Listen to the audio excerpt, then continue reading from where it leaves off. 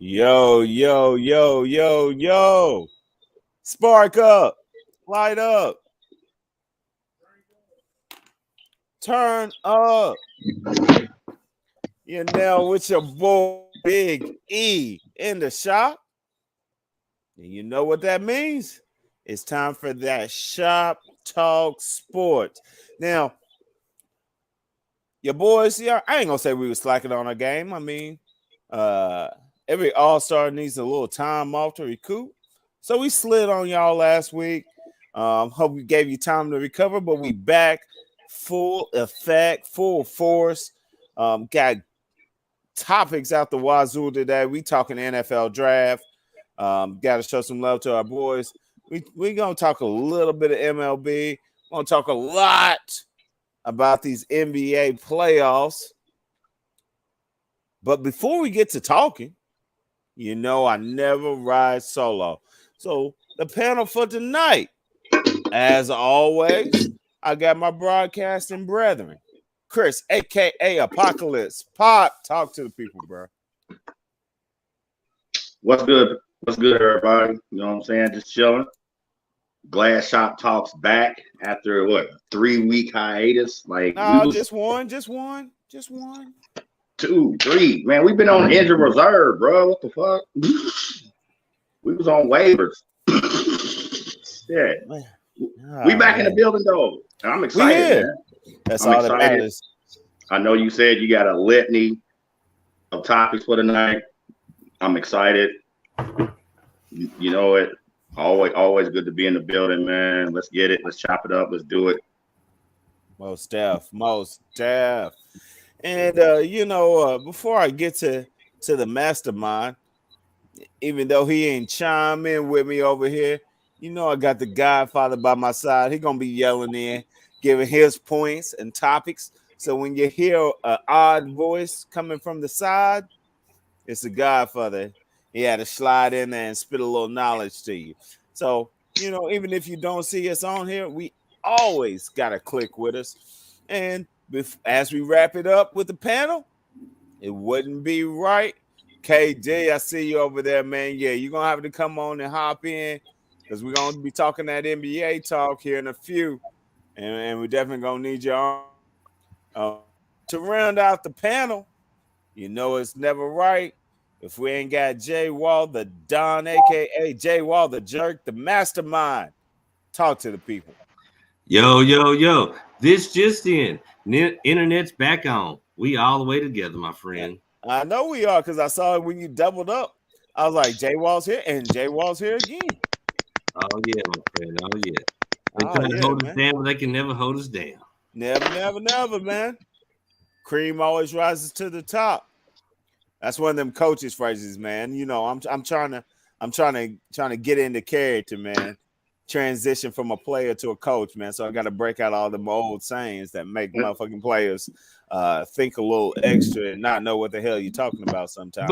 But real quick, those who don't know, who out there watching, who may have watched it before, not only are you the host of the show, you still out there on the diamond. So real quick, rep your squad, and you've been in a couple tourneys. What's the season looking like right now? What y'all are you a contender? Y'all some pretenders? What y'all doing? Man, I mean, Hey, actually, we just played in a tourney yesterday. Yeah, man, Big E, man. Hey, it had been 5 weeks since I touched the back, so I didn't have my best tourney. I'll just let the people know that in the 3 tourneys before, 7 games, only made 1 out. So, you know, that's what they got to expect. I didn't have my best showing yesterday, but we gonna bounce back. Team's playing really well, really swell. The main key for us is getting our top 10, our top 11 there every single tournament. If we had our top 11 every tournament, we probably have some jewelry right now. But it's all good. It's all good. You know, as I tell all my players, whether it's rec ball, league ball, hoops, softball, basketball, baseball, it don't matter. You know what I'm saying? The regular season is just glorified practice. You know what I mean? Practice. When we get to the end of the season, and we playing worlds and super worlds. We got the whole squad with us. We're gonna be trouble, man. We're looking real nice, man. Loving my squad right now. Shout out B-side, Louisville, Kentucky. Hold up. Hold 1 second. I thought he was about to shit on us.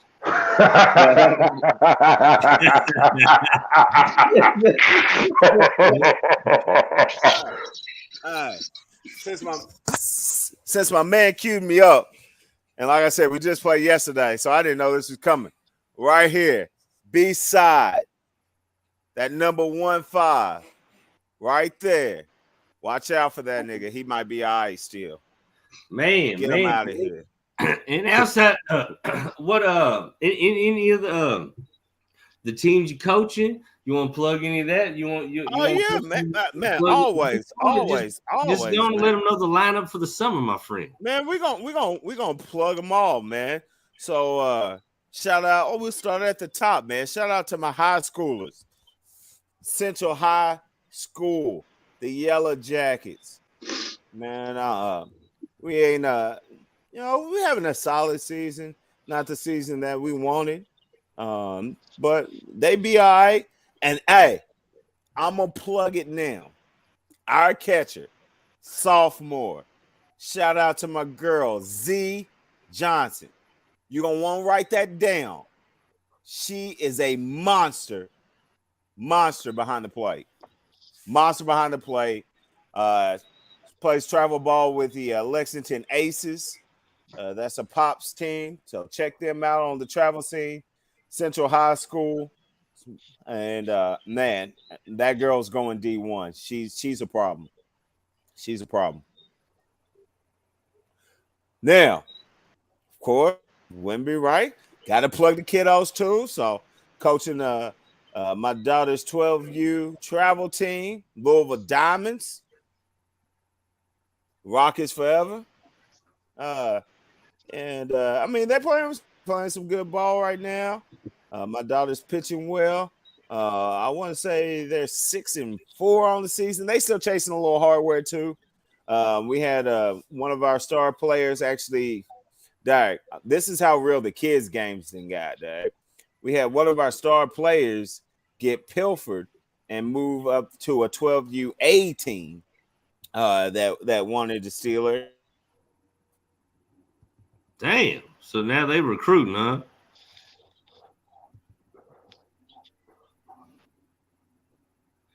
Oh, we got a freeze face, fellas. Oh no, not a freeze face. Who's in on this game? But they've been doing that though. So been doing what? They've been doing recruiting. At that y'all doing? Yeah. Yeah, okay. I got. Trust me, they do that. No, I don't doubt your sincerity. It's just like, whew. Yeah. I got a question though. If they're doing recruiting, so at 11 years old, they already like, come on in, come on over here. Damn. Man, I got recruited by 3 high schools on the street. Yeah, they doing it like that. They've been doing it ever since I was in high school. You know what? I got recruited in high school myself, but you know what I mean? But when I was 11, now a couple other park and rec coaches might run up on your daddy or something. Yeah. That's what I'm talking about. Anyways, you know what I mean? Yeah. But I remember back in the day, a couple of the parks running up on my daddy, my coach, and shit, trying to palm me off on another. You know what I'm saying? But you know, it was like, fuck, that's sad, motherfucker. This park is in my neighborhood. You know what I mean? This where I'm always gonna play. What are you talking about? Right. Okay. Hey, I could hear you. I heard you when you called out the freeze face, man. I had to get my shit right. Oh, I did. I'm back, though. KD carried the conversation on, so you know what I'm saying. I was like, you got lucky, because trust me, I was loading up some zingers for your ass. I'm sure you was. I'm sure you was. That's why I had to make sure I got. I'm sure you were. That's why I had to make sure I got back QFH. That's quick, fast, and in a hurry. Right. Okay. Since they want to have all this early recruiting in youth sports and the filtering of all this other stuff, we talk about adult sports to youth sports. You know, it makes me wonder: is there point shaving in youth sports? Like, is there gambling in youth sports? Is that why some of these youth sports parents? No, because kids can't hold their water. Well, they be on everybody. Hold on. We heard E. You know, he repped his B side. He repped, you know, his kids squad. He represented the squad he coaches. So I think it'd only be right with another athlete on board real quick to have them. I got one more to rep. I got one more to rep. Okay, rep it. All right. So you know the little brother Marcel, his son was playing in a tournament down in E-Town yesterday and today. So we went and peeped the young homie. My man, hey, he did his thing. 3 for 3, had him a double, 2 singles, snapped off a line drive at third base, and then went in the hole and snapped another cat off, threw him out at first, man. So shout out to the young nephew, Marlon LeSueur, doing his thing for the Ohio Renegades. Oh shit, the Renegades. Now, before we get back on the topic of betting on children's sports, because I think that I think we can talk hypothetically about this shit all day long. But we got another athlete. So Chris, would you like to tell him, as 5-time reigning national pocket pool champion, how does it feel to be a world-renowned fucking champ out here, man? We want to talk about everybody. Everybody's going to get mentioned.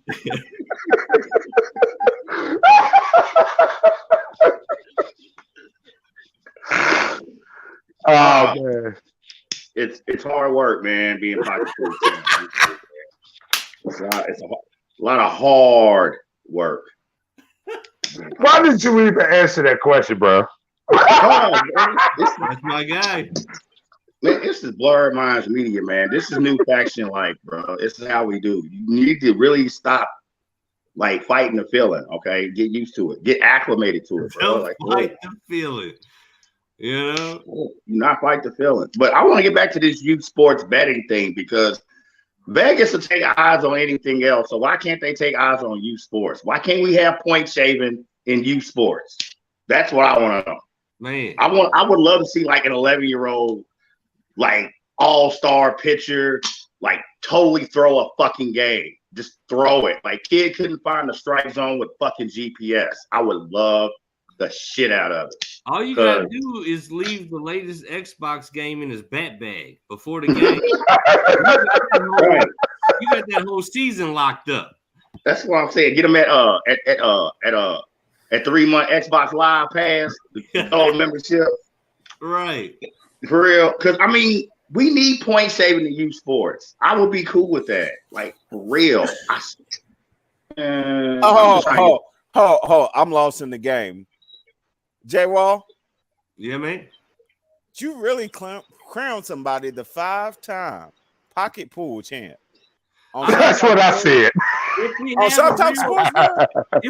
a real sports channel, we might as well, give him a shout. He's got belts out here. Oh my God! Out here.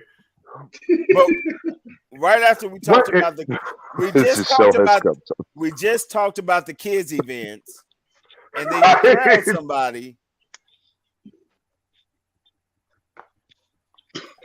I mean, he wasn't sitting in the park when he got the trophies, my G. Oh my God! This is an in-house tournament. You know, you don't do this willy-nilly wherever. It was an in-house tournament, bro. You know what I'm saying? Right. A little incense burning, you know. Hell yeah, a little Sade playing. You know, He said it's his burden, though. Hey, don't give away all your secrets, man. We don't know. We don't need to know if it was Johnsons and Johnsons or Jergens. We don't need to know, man. But still, I mean, I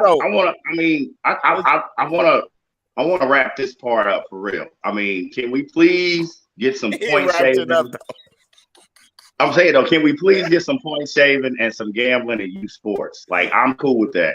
You will lose house. You will lose house, car, and all that shit. Cool if youth sports comes down to that point, bro. I'm just telling you, bet on these little kids if you want to.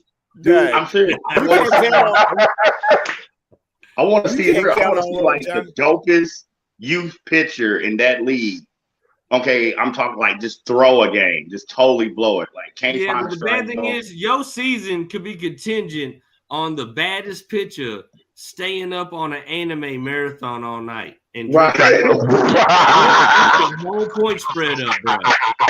You can't bet on these kids. You one anime marathon away from fucking your whole thing up, bro. Man. Two lollipops and they gonna mess up your spread, bro. Well, I'm sorry. Right. You got 5 G's on this game. You got 5 G's on this game, and this kid just sold you out for 2 push-ups, 2 push-up hot dog. Yeah. But I'm saying though, with no ketchup. I'm saying though, this kid was a skating rink trying to suck face and mess around and fell and broke his wrist, and that's Well, I'm saying though, they want to act grown. We should treat them like they grown. And one way we should treat them like they grown, we need gambling and point shaving in youth sports. For real. I'm telling you, can't point shave with kids, bro. They would tell on you. I know, man. So how you get them new retros? Like, man, all I had to do was slide a little late in the third. Like, what? Like, what? What do you say? Man, fuck them kids. I know it. Fuck them kids, dog. Talking about, hey, Miss Parker. Yeah, they been ratted you out to the teacher and the principal. Man. All right. But hey, you know what? I'm gonna meet you halfway. Damn straight, Godfather. Right. But I'm gonna meet you halfway. So you talking about the kids? Hell no. Since we're talking about the kids and we're talking about making money off of them, let's talk about one of our extended family members that's about to be stacking that cake.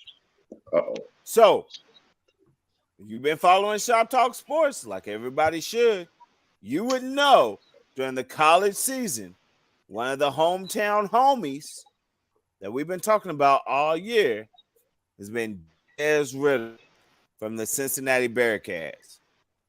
NFL draft is just this week.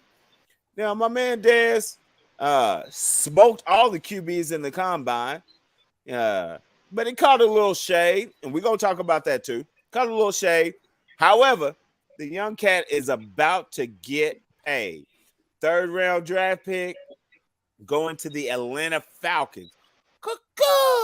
So you know y'all gotta work on y'all bird calls for real. They are fucking horrible. I mean, for real, the birds all sound like they got COVID. They ain't talking about the Louisville Cardinals right now. Chris, hush your mouth. See, there you go with that bullshit. Here we go. Back to Dez. Back to my man, like I was saying. So, my man, 3rd-round draft pick, going to the Atlanta Falcons. Shout out to the young homie about to get that bread. Number 2 on the depth chart. Behind who? Another cat that we didn't mention. and I was talking about who was complete crap and overrated? Marcus Mariota. So come in on your game. You might be a starter within the first 4 games of the season. Yeah, you heard it here first. Mariota hurt my damn feelings. Didn't do a goddamn thing for us. He ain't did a damn thing since he left Oregon, dog. Honestly, his rookie season, he didn't look bad. Outside of that, nothing. Well, he's still getting a check. Dez about to get a check, and hopefully he gets some of that PT, and he can go out and show these cats what he's doing. And shout out to the Falcons because they did it the right way. They partnered him up with one of his receivers from the Bearcats. So, you know, you might have a second coming of the Cincinnati Bengals with Jamar Chase and Joe Swag, a.k.a. Joe Cool, a.k.a. for y'all niggas that ain't hip, Joe Burrows. Damn Joe Burrow. But anyway. So they might be doing their thing down in Atlanta. Hopefully they can link that up. Everybody shows up, shows out. Nobody goes straight chasing strippers across the highway. When they invited see, bro. Right. I'm like, come on. Now, leave Dwayne Haskins out of this, bro. See, why you got this rest in peace, bro. But see, here's the thing, Doc. It's all promo. See, half these cats that listen in right now, they're like chasing hookers across the what the hell? Go back and watch the shows. Roll them back. Catch up on your shop talk game, and you know exactly the lingo we talking about. But you know, as long as they keep their stuff together, man, you know, that might be a nice little pairing. What's really good, Dag? I mean, come on. Right. What I do? I got Cam up, bro. Like, I'm calling up the puppy. I mean, a freaking each sunroof to keep you suckers.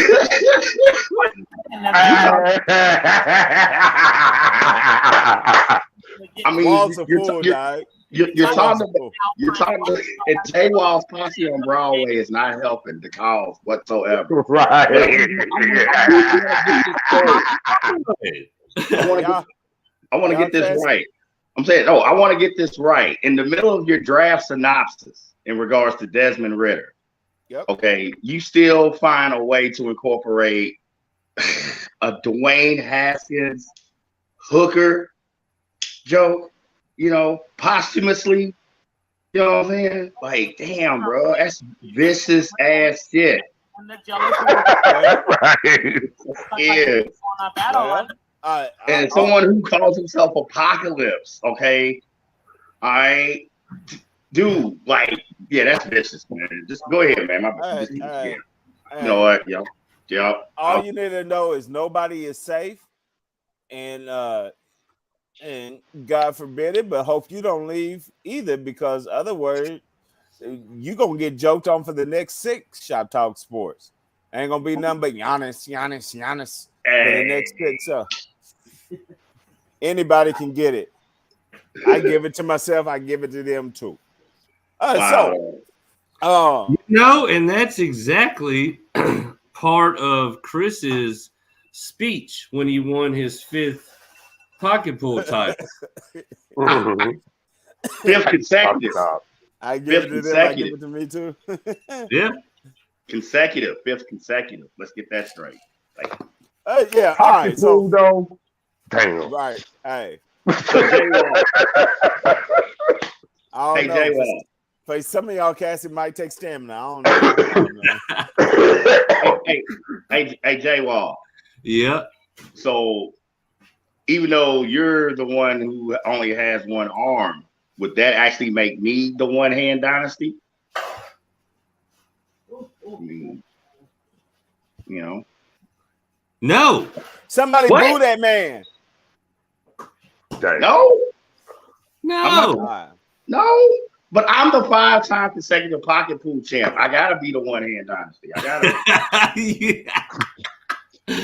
You know what? Actually, you raise a good point. Hey, I mean, Anyway, yeah, my bad. Yeah, you my bad, E. Go ahead. Man. My bad, E. Go ahead. We got off track. Good. It's all good, man. Yeah, we got off track a little bit, but we're gonna bring it back. All right. So what you think? I mean, I got no problem saying it. Now, I know this wasn't the QB heavy draft class of last year and dick and fuck. All right, fine.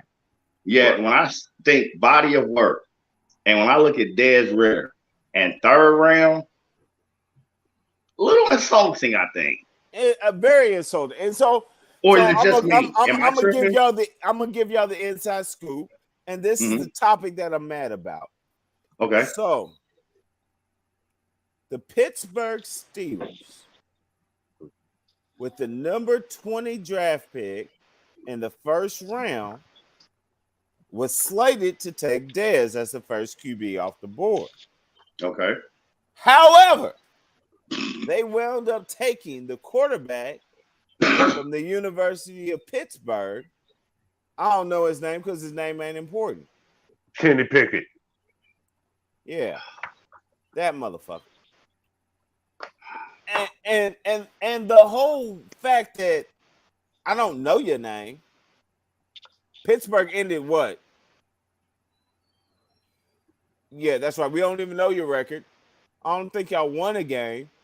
But however, and even though my main man Dez slaughtered them in the long jump, in the 40, and I can't remember the other contest, they killed all the quarterbacks and came in the number 1 slot. Y'all take this cat in the first round with the 20th pick.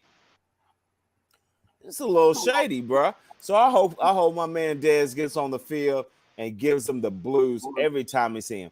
Plus, knowing Pittsburgh just lost the rapist, Ben Roethlisberger. Y'all right. really needed to make sure y'all got you a premier, battle-tested, top-tier quarterback. But yeah, I personally would have rather Pittsburgh with Malik Willis than Kenny Pickett. That's just personally me, but we'll see. We shall see. He dropped. He had a lot of pre-draft hype. Willis coming in, and then where you see where he eventually between the round he was drafted in and who got him. It's like he obviously slid down the board. I think the level of competition that Liberty University played probably hurt some of his stock, man.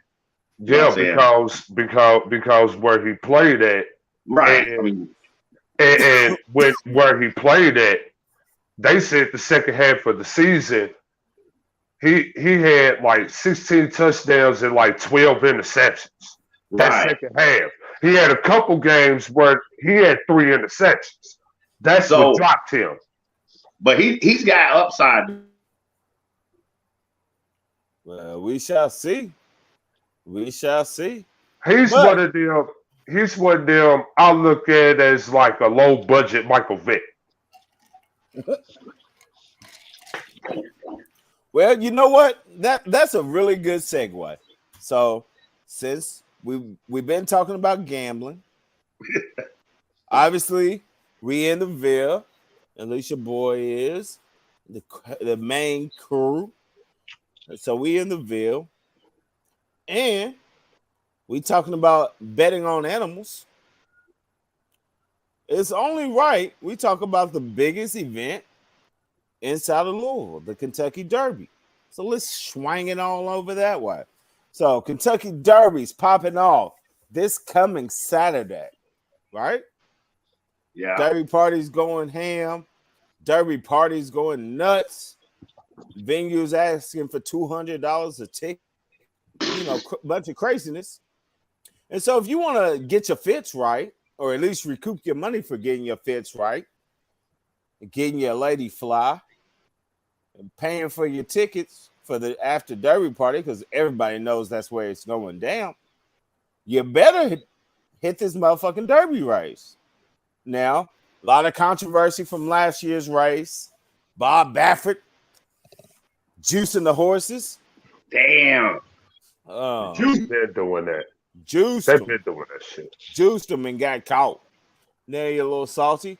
But I got you 3 contenders for the Kentucky Derby race. So hopefully you can get your pockets fat.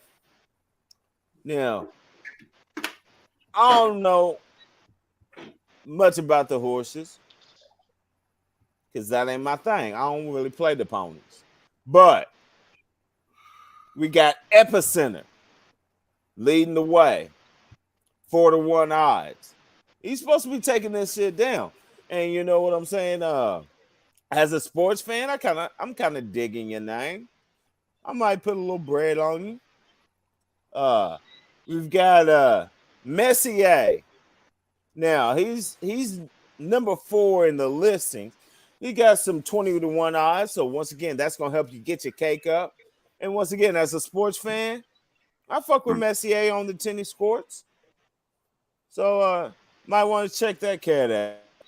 And then for Chris, my number 3 option, Forbidden Kingdom. The Forbidden Kingdom. Check them out. So that's three choices for you for the Kentucky Derby. Once again, going down this Saturday. Nowhere else but inside of the Louisville, Kentucky. The Sports Horse Racing Mecca Derby. Kicking it off. You can't win the trifecta if you don't win this one. Leading the way. So definitely check that out, man. So why you give me Forbidden Kingdom? I mean, I know it's got something to do with the name, man. I know that's you just being a fucking asshole. Like, I mean, as soon as you said it, I'm like, yeah. But I'll give you one horse in that race that nobody talked about. It's a horse in that race. It's called I think it's called Miss to Be Better, I think. Yeah. Real. So when's the post position draw? Like Wednesday, right? Yeah. Yeah. Okay. But I mean, I ain't even gonna answer that question for you, Chris. Man, I'm just gonna let you sit and think on it, bro. No, I mean it's now. I mean it's more than obvious, you know. Okay, good. You do me Forbidden Kingdom. I hope Forbidden Kingdom. I hope he's the next Triple Crown winner, just for you being a fucking asshole about it. All right, well, you know, it is what it is. It is. I cannot lie and disprove any of those claims. I am an asshole. Now, I'm an asshole. I'm an asshole, the world's biggest asshole. Dennis Leary, you should have had that queued up, Jay. Why should have had that ready? All right. So I'm gonna go ahead. We gonna slide topics a little bit. We gonna talk about. I'm gonna kick it over to KD's realm. Uh-oh. So let's talk about the NBA. All right. Yes, sir. And you know what? We ain't even gonna talk. Oh shit, my man Wall got something queued up for us. But we ain't gonna talk about the games today. We ain't gonna talk about right now first. No, we ain't gonna talk about that first. We ain't gonna talk about Chris and his Giannis. We ain't gonna talk about that right now. We gonna talk about Kevin Durant and Kyrie Irving. And I only got one question for you, KD, because I know you're gonna break it down for the people. What's happening? What happened? What happened? People don't know what really happened in my eyes and what I seen. What I seen was it was basically a whole bunch of fucking drama. And I felt like I was looking at Younger the wrestlers on the damn court. I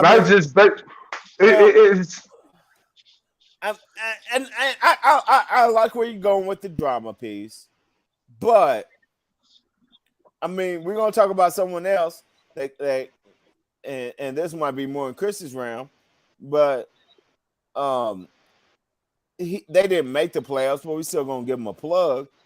LeBron had to deal with Delonte West knocking off his mom during the playoffs, so it don't get no more drama. That was fucking hilarious.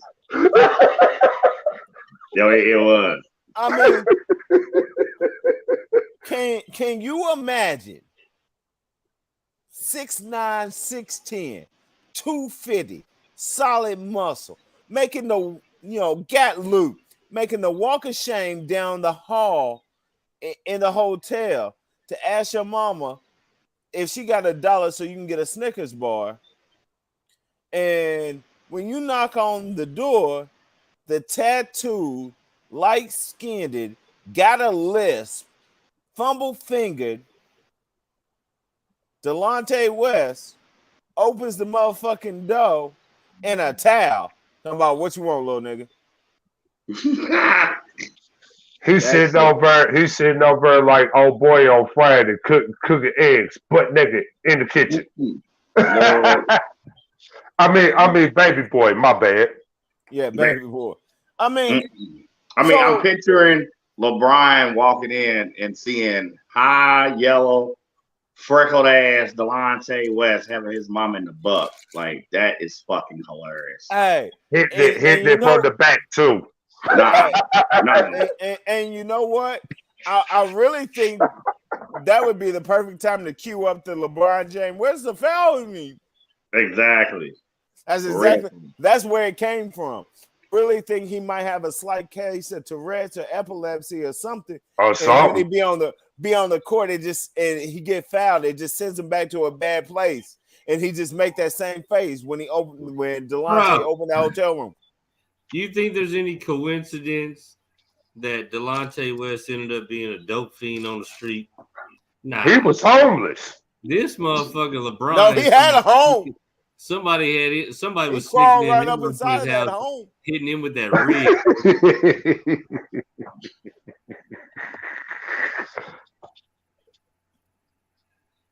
So is LeBron's mom a wet, damp cave to crawl into? He had a home.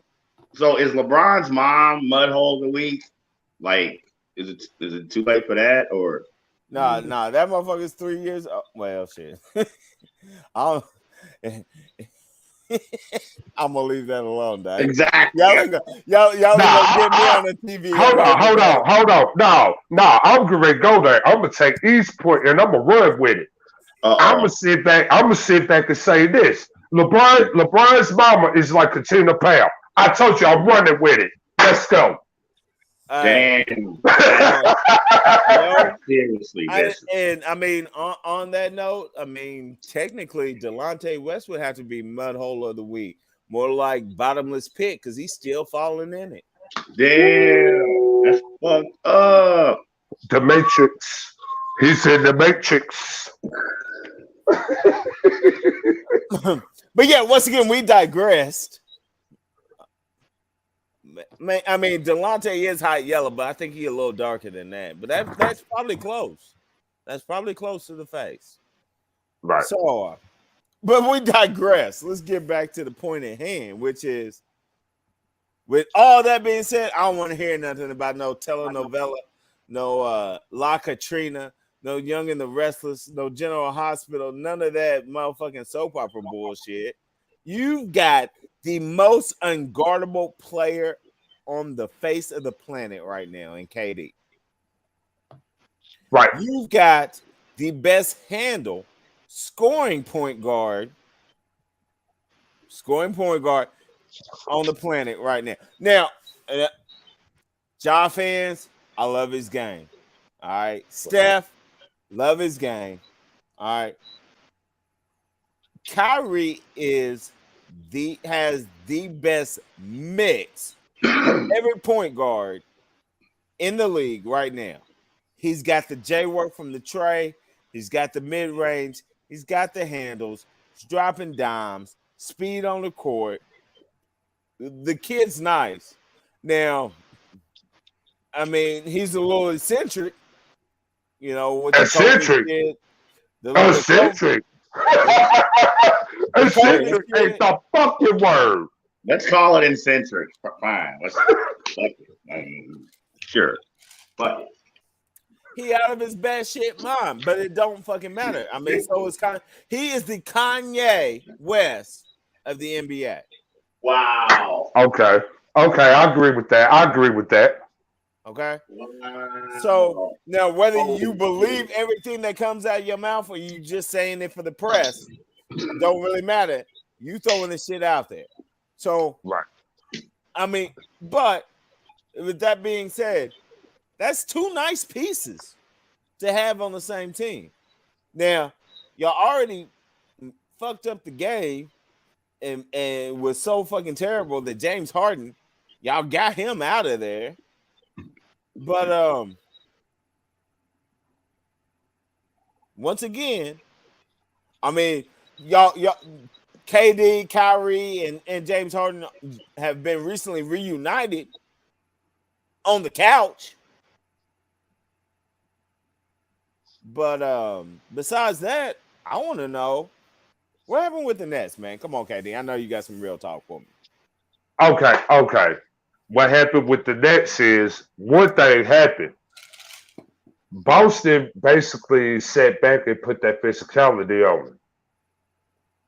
I've never seen like going into a press conference, and when you sitting back and you looking at the press conference, you like, damn, they defeated.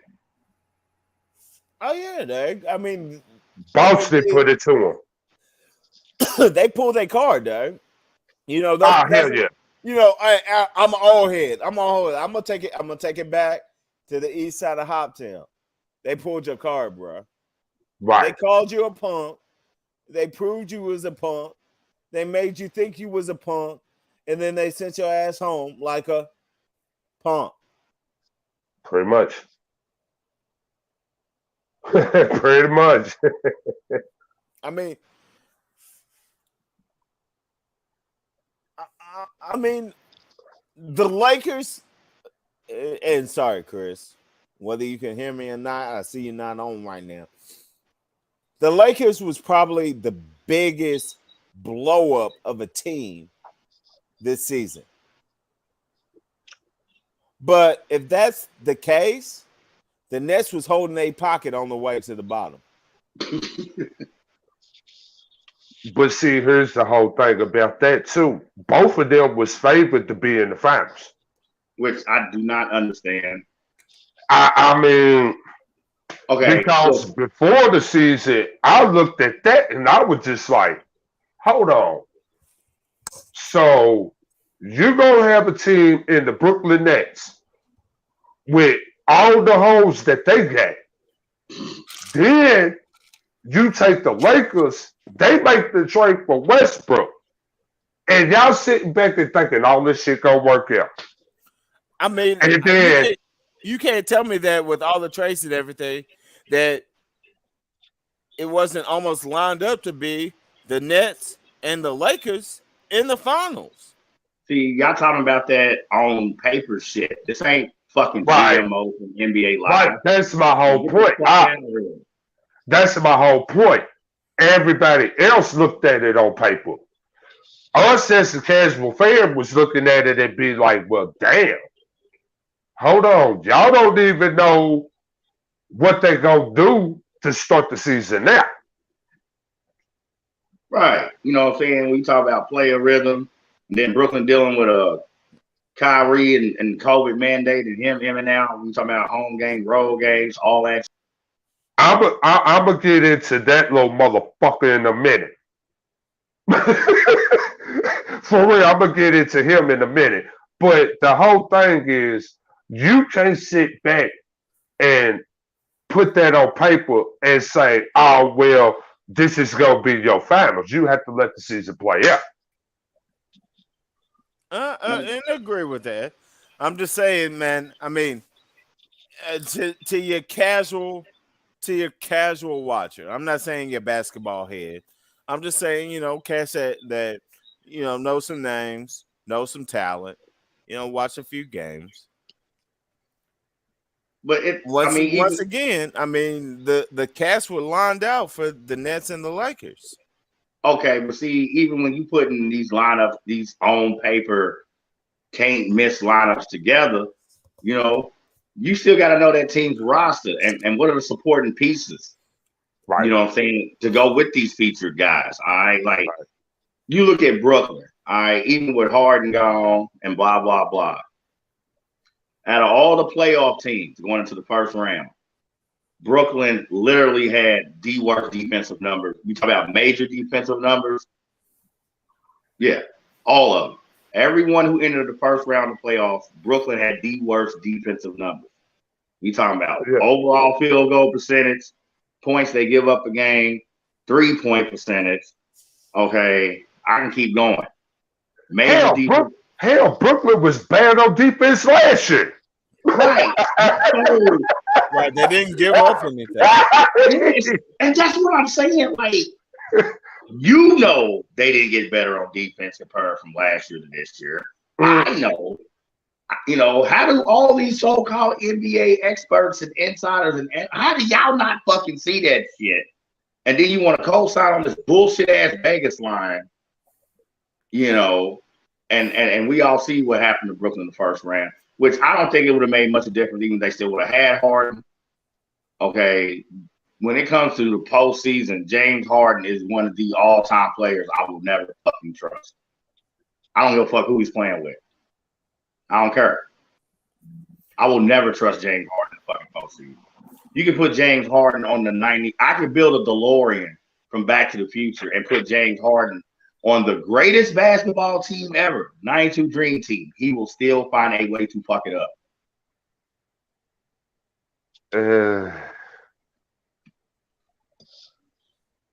I would sit back and I'll say different if you put James Harden on that 92 Dream Team. Man, James Harden will fuck up a wet dream. I don't want to hear none of that. No, he won't. No, he won't. He won't. I'll tell you the reason why. I'm not trusting James Harden in the postseason. I don't give a fuck. I'll take Harden over Westbrook. That's not saying much. It's really not. And they both was in, and they both was in the same backcourt in Houston. The fuck? Talking about I'll take Westbrook over Harden. That's not saying much. Like, we got different standards, obviously. Man. Fuck that. I'm not saying that I went for it, but I'm just saying when we talk about the cast, that's what it looked like. Everybody was setting up for, and now true. All of them are reunited on the couch. Reunited and it feels so good. Talking about what could have been. Yeah. All y'all sitting on the couch. Well, hold up though. All right. So I heard you give a squad some props, and I'm gonna have to call you out on it, KD, because you were talking about Boston's defense being the difference maker, and them just scrubbing, sweeping, dusting, mudholing, whatever you want to call it, giving it to the Nets. Right. Brooklyn Nets, they should be the mudhole of the week, like for real. But here we are on May 1st. And with a team that truly only has Giannis. Here we go. Oh my God! Here we go. Here goes the bullshit. Come on, go ahead. You better cam up, Katie. The Boston defense got shredded for 101 points and got dub stepped on. They only lost by 12. That was not a 12-point ball game. It really wasn't. That was not a 12-point ball game. The Bucks dub stepped on them. They made them lay down the sticks. They made them give up in their own house. But Boston's defense is that cold? I sat back and I tried to tell everybody that them right here. I'm just saying. When they get to the point when they want to lock you down on defense, we can do it. We can do it. Now, maybe we didn't watch the same game, and I'm not saying that the Bucks didn't have nice defense. Everything. No, we turned the ball over early too. Everything in the paint was getting wiped away. All right. So shout out to Mr. Kardashian or Mr. X Kardashian. I mean, Brooke Lopez. I mean, he was wiping away some shots. I think he had 3 or 4 blocks in his belt. This overall, overall, they played nice defense, at the cup. But I swear, I saw Jason Tatum airball at least 2 threes wide open. Now, once again, being a player, being a shooter in my heyday, there's a difference between getting open looks and having to work to get open looks, right? I mean, right. At some point, you work so hard to get open that you're like, I'm too tired to shoot this motherfucker once I done got open. Right. And I mean, for us old washed up cats, we say it's because we out of condition. But Jason Tatum, you ain't out of condition, bro. You in your prime. You supposed to be that man. We was just talking a few weeks ago about if you should be one of the top 10 players in the league right now. And what did he do today? 21 points, 6 to 18 shooting. There you go. And you supposed to be that man. You getting the open looks. You got to knock them down. Now, I mean, could it be nerves? Could it be you had to work too hard? Could it be that someone said they was going to smack you if you had an open shot? I mean, I don't know if you got punked, you got played, or you just wasn't prepared.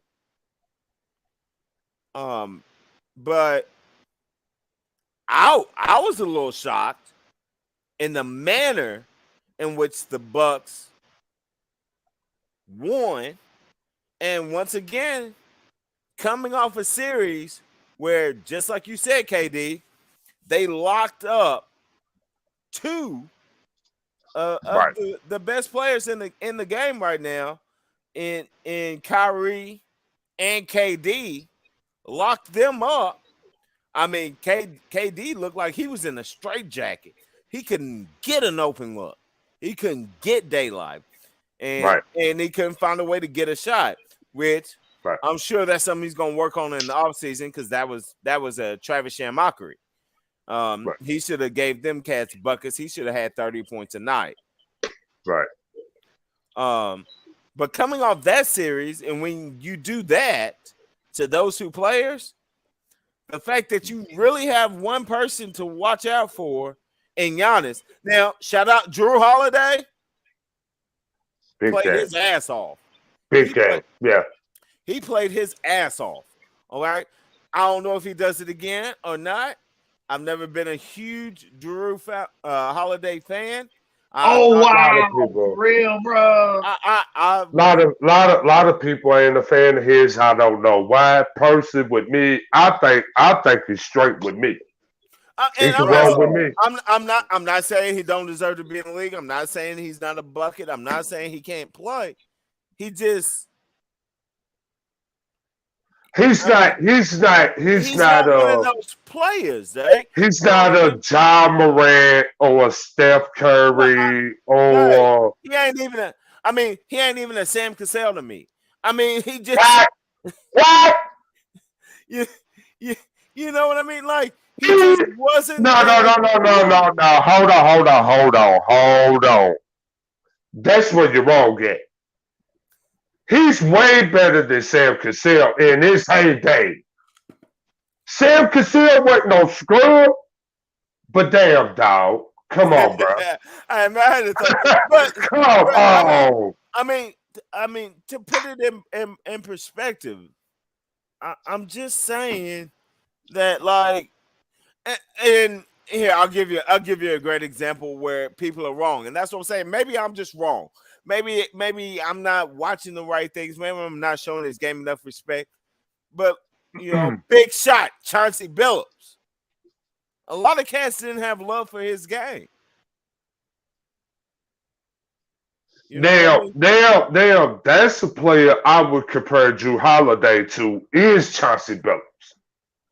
Because Chauncey Billups is a two-way player.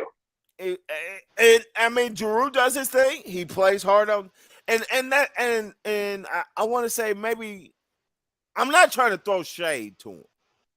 I don't want to throw shade to him. I'm not saying he doesn't play hard. I'm not saying he's not a serviceable player. I'm not saying he's not even he might be a good player. He's just not the player. You know what I mean? He's just not the man. And all the hype that he got coming into the league, I think, I honestly, if I really do some soul searching, I think that's what it is. I really think that's what it is for me. All the hype he got coming in, and then you just want to being an average, slightly above average player for your entire career. Wrong. He's above average, and I'll tell you the reason why. And I said slightly above average. I'll give him slightly above average. I would put it like this. Drew Holiday is one of them players that you would wanna play with, but when you play against him, you like, damn, what the hell? And he's got what you just said today, 21, 6 and 6. 25.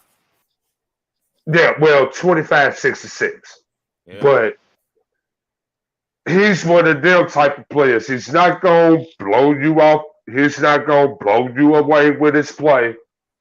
But when it gets out there, you be like, well, damn, he actually can play. He can ball. I mean, yeah, he and I'm not saying he can't play. I'm not saying he's not one of them cats. You know, we all sit back and we look at some of the cats and we're like, dang, how'd you make it to the league? Like, I mean, he ain't Courtney Lee. I wonder for about 7 years how Courtney Lee made it to the league. I remember me and my homie going down to Western Kentucky and down at WKU and just giving them cats buckets in open gyms. Like, how did you make it to the league for multiple years? I'm not saying he's Courtney Lee. A lot of people think it. Just like you said, Courtney Lee, I got a player for you, Rajon Rondo.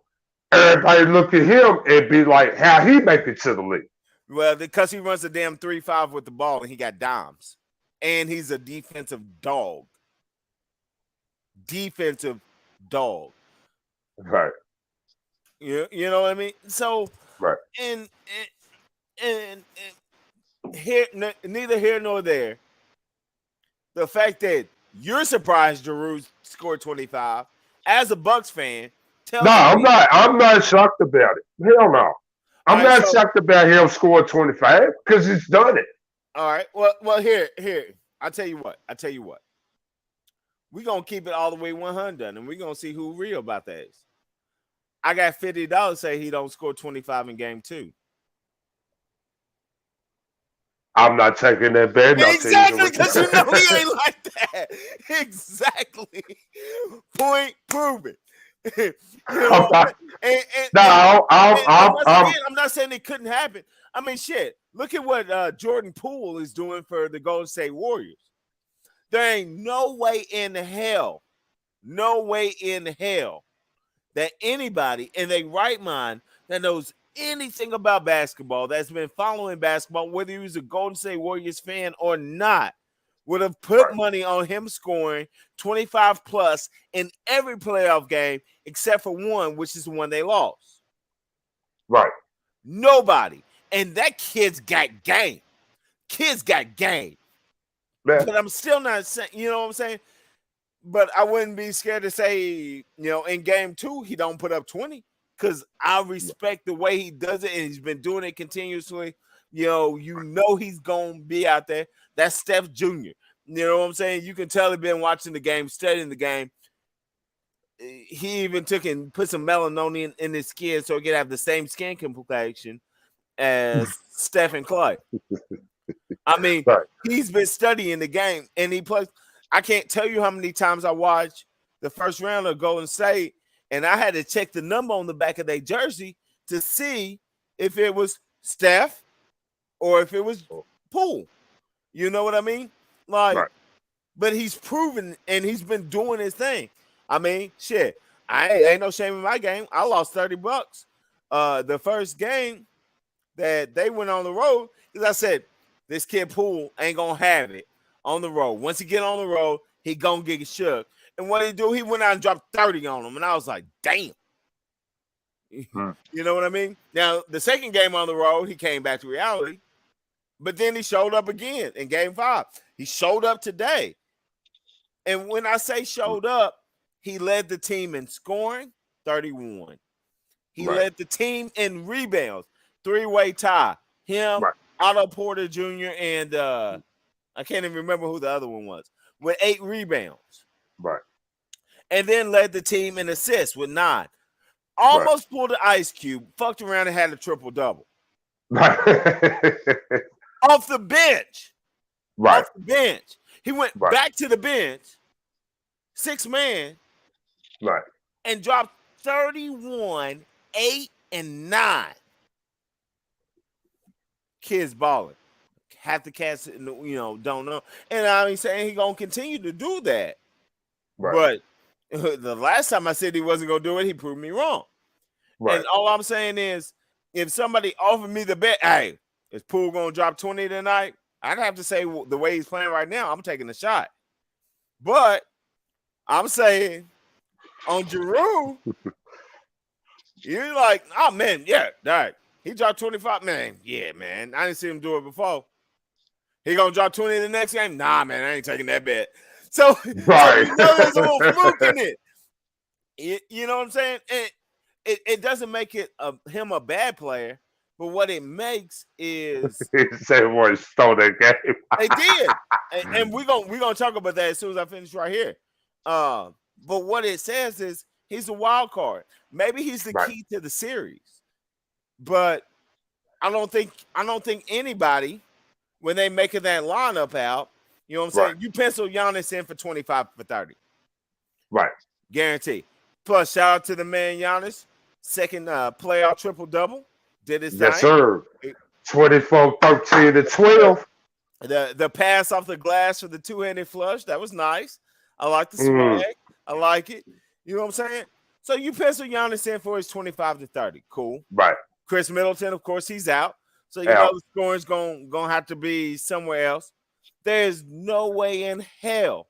Shit, you'd pencil in Pat Connaughton for 10 before you pencil in Jrue Holiday for 20.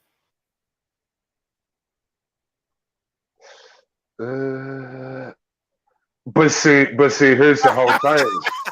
Here's the whole thing. You have to sit back and look at the game and determine the way the game is flowing. Sure. But if the game is flowing where Drew needs to score 25, he can do it. But that's not his main role. No, it's not. And I mean, Giroux outscored Giannis tonight. And I mean, maybe it's how Boston decided to play it. I don't know. But you can't go from shutting down KD and Kyrie to letting fucking Jrue Holiday go bonkers on you. Well, hell, I'm just having a triple-double and you getting scrubbed and should have laid down the sticks. They should have called the game in the third quarter. And you know what? It's just one thing that I hated about that whole damn game. And I'm gonna say, and I'm calling all people that go for Boston. What in the fuck was y'all sitting back just jacking up threes? Back to back. I know. I sat back and I watched that game, and Boston jacked up like 3 or 4 3-pointers in a row, and I'm damn. It's bad basketball, but they weren't getting anything at the cup. Anything at the cup. Everything at the cup was getting erased away. And I think they showed that Boston soft. Marcus Smart, all right. I don't know if you truly hurt. I think he was really hurt, man. And I really do. And if you was really hurt, then I give you the kudos for trying to go out there and play through it. But you became a liability. Marcus Smart was a liability for Boston today. Now, I don't know who else they have. Hey, shout out to Al Horford. He played some really good defense on Giannis. I think that's going to be a nice matchup. Giannis is going to get his 20 every game. Right. But I think he did a really nice job of containing him. And when Horford wasn't guarding Giannis was getting buckets. You know what I mean? So, I mean, that was really. But here's the whole problem with Horford. Can he do that for the duration of this series? That's what Boston needs to worry about him. I don't think so. I don't think it's going to be a problem. The problem is Boston's only going to score what Jason Tatum scores. Jason Tatum did not have a good game. By his standards. 6 for 18, 21 points. That's not the Jason Tatum we know. Jason Tatum is a walking 30-point a game scorer. He has to be on that Boston team. He has to be. If Tatum does not score 30, they will not win. And once again, he could have had his 30. He missed a few open shots, and no one can hit them all, but he missed a few open shots that his team needed him to hit for momentum, to stay in the game, to keep it close. And he choked. Okay, I'll put it like this. You was highlighting Jason Tatum. Where in the hell was Jaylen Brown? Where was he at? I mean, where was Jaylen Brown at? You ain't even talked about him. No. And once again, though, I never talked about him during the season. I said he was a support piece, and I told you that Jaylen Brown's in the same category as Jrue Holiday. So maybe that's what we need to say. Whoever wins the battle between Jrue Holiday and Jaylen Brown wins the game. I think that might be a fair comparison. Could be. Because, like you said, Brown had a terrible game. 12 points, 4-13 shooting. He got him 9 boards, which is clutch. 7 turnovers. There it is. 7 turnovers, 4 fouls. And, I mean, I don't know what it was. But quite honestly, the Bucks went in like the schoolyard bully, and they punched him in the mouth. They were more physical. They were stronger at every position. They played like they were stronger at every position. And if I'm Boston's coach right now, sitting back and looking at this type of game, if that's the game, and if that's going to be what determines the series, then I have to look at starting Grant Williams. Right. I mean, now Grant's undersized, but once again, looking back at his UT days, he's proven he can play undersized. He plays physical, toughness mentality, and if toughness is what you need, then I think you might want to consider starting him over Williams. I know Williams got kicked in his jump, and that was kind of brutal, but I mean, Hell, that ain't worse what Draymond Green did. Oh no, and once again, I'm not saying. I mean, there is no way that it was intentional. You know, Giannis was driving to the cup hard, got some Right, contact. You know what I'm saying? right, His foot just flew up. But I don't give a damn if it's intentional or not.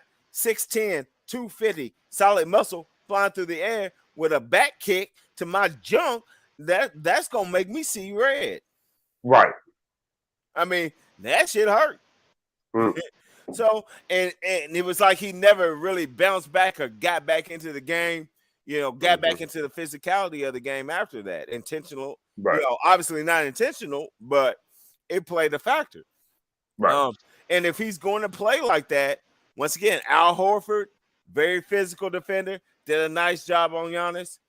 And if you got to get some physicality to go with Jason Tatum's finesse game, and even Brown's finesse game. I mean, Brown is more finesse. Right. Marcus Smart brings some toughness when he's not hurt. And from what I saw, that cat's hurt.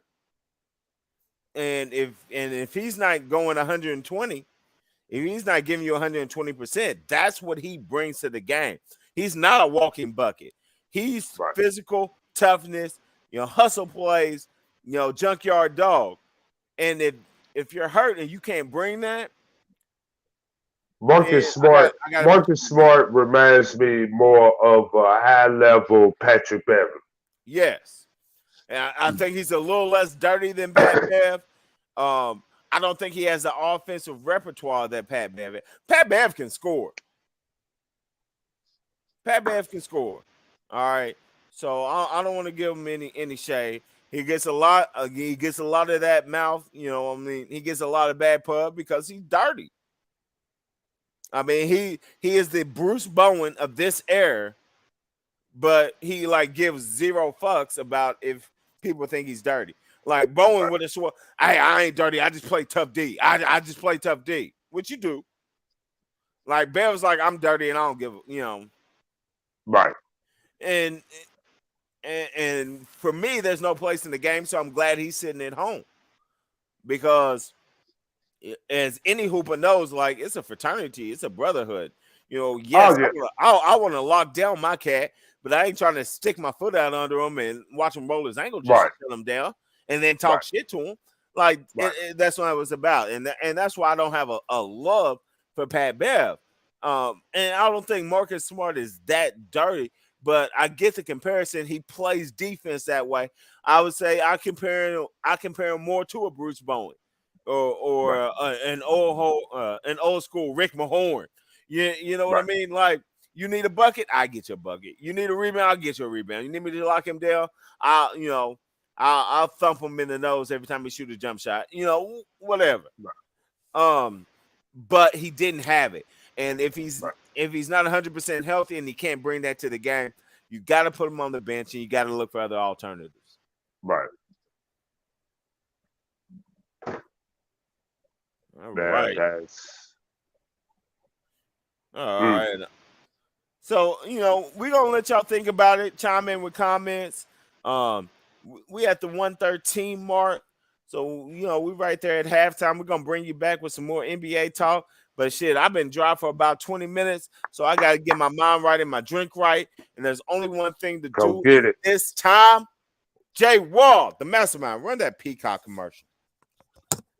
And now, once again, and I feel bad because I feel like I'm showing UK too much love. But you got probably the best big man in the game in Anthony Davis.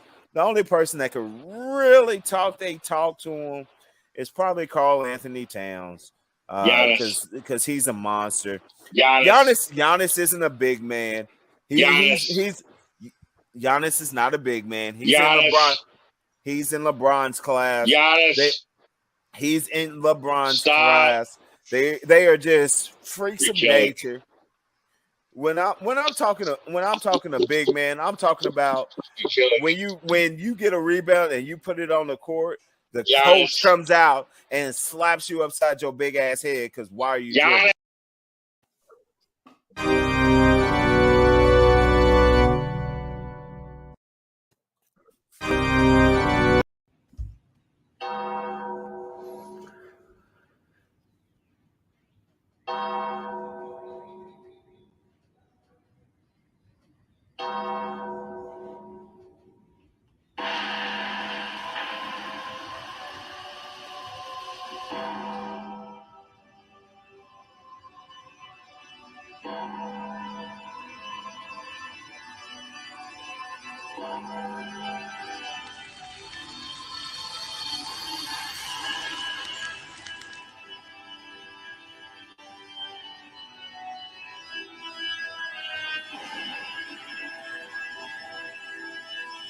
Real quick, it's your man Chris, aka Apocalypse, still representing Blurred Minds Media. Fucked up connection and all. We still the new faction.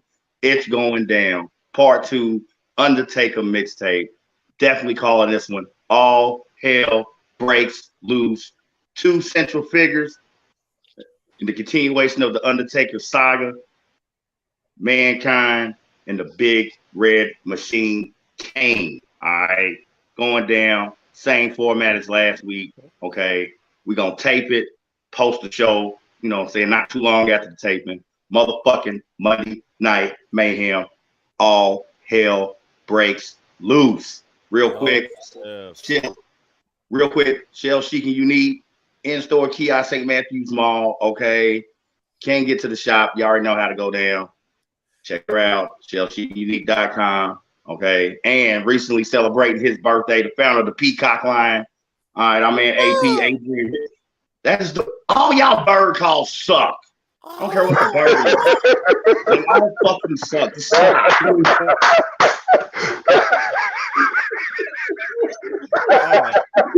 Hey, clearly your bird call sucks. That's why you've been pocket pool champ for 5 years. I guess I don't have a bird call. I guess the birds. I guess the bird. And quit fucking up my flow, man. The point is, okay, Shell Chic and Unique in-store kiosk St. Matthews Mall. Or check out shellchicandunique.com.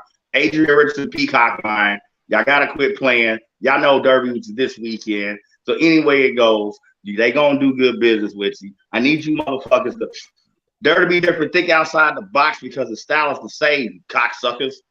One. Really? Hey, yeah, man. Hey, and plus Mother's Day's coming up. We got Derby coming up. Gotta have them fresh peacocks so you can be styling and profiling like the main man Ric Flair. You never know. You might see him at Derby. Make sure you fly Derby. Get them peacocks. Get some jewels from Shell Chic and Unique to go with your Derby attire. Or think ahead. You got less than 2 weeks till Mother's Day.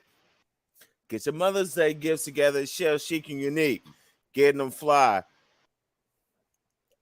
Now, since my man Chris is back, my main man Chris is back. I just gotta know, man. Is Giannis still a big man? And then we're gonna get off the Bucks. Is Giannis still a big man? When I'm right, I know I'm right, man. You ain't gotta speak on it. All right, so let's go ahead. Let's go ahead and flip it over to the other series because, hey, you know what? I throw Chris a lot of shade on his NBA or NCAA basketball, his NBA basketball, but he's got a point. He's got a point in the comment sections, which is the Warriors stole this game. And my man, go ahead and frame it, get this screen grab, record it. Chris, you're absolutely right. Absolutely right. The Golden State Warriors not only stole a game because it was on the road, they stole the game because, like we said, 6-man Jordan Poole led the team in scoring, 31 points, rebounds, 8, assists, 9, and Draymond Green led the team in steals with 3 before he got ejected. Right. Now, with all of that, on top of the fact that it was in Memphis, so it was a game on the road. Right. If I'm lying, I'm flying. If I'm lying, I'm flying. Oh, and Gary Payton. Gary Payton had Shout out to Gary Payton II for Oh. setting the tone in the first quarter, giving them some With- of that. Get him at the top. Gary Payton the second called him a body. Called him a body. Yeah, it still wasn't nice as the body John called, but he called him a body, set the tone. And I mean, if I'm lying, I'm flying. The Warriors stole this game. They did not shoot it well from behind the arc. Nope. Steph missed shots. That doesn't happen. Clay missed shots. That doesn't happen. Though that does not happen.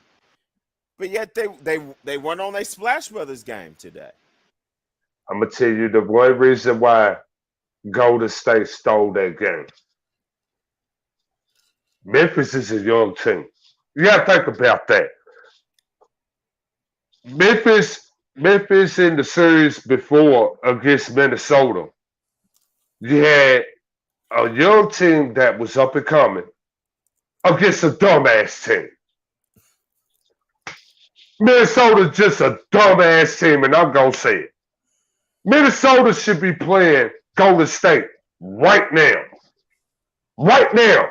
Minnesota should be playing them. But Minnesota does dumbass shit. And I'll get ready to go into your boy Carl Anthony Towns.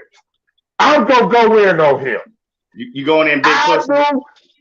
I knew about him when he was at the University of Kentucky. And he got done in by Frank Kaminsky. Their whole crew got done in by him. And look where he's at. I mean, so what do you expect out of Carl Anthony Towns in that series? And Memphis barely got out of that series. So what are you expecting today with Golden State? The same damn shit. I mean, all right, so here's my thing on Carl Anthony Towns. I think he's got a really nice game. The kid gets buckets. He blocks shots and he gets rebounds, which from a big man, that's pretty much what you ask of him. I think the problem, and here's the problem while it was at UK. Here's the problem with him now. His coaches are fucking scared of him. His coaches are scared of him. He is a monster on the block working the mid-range game. But his coaches allow him to gravitate out to the three, shoot bad threes, which puts him out of position for offensive rebounds. They let him take a dribble and try to cross cats over. You know what I'm saying? And I'm not talking about the old Shaq. Oh, I got a rebound and I'm gonna start this fast break.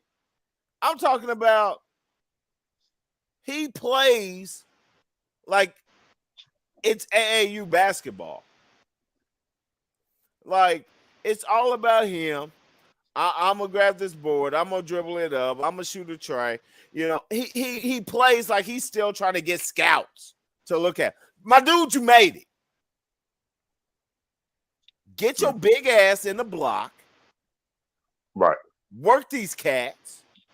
Work on your game. You know, hit them with the reverse pivot and then shoot the mid range. You know, hit them with the spin moves. Get in there, get some offensive rebounds, and dunk on cats' heads.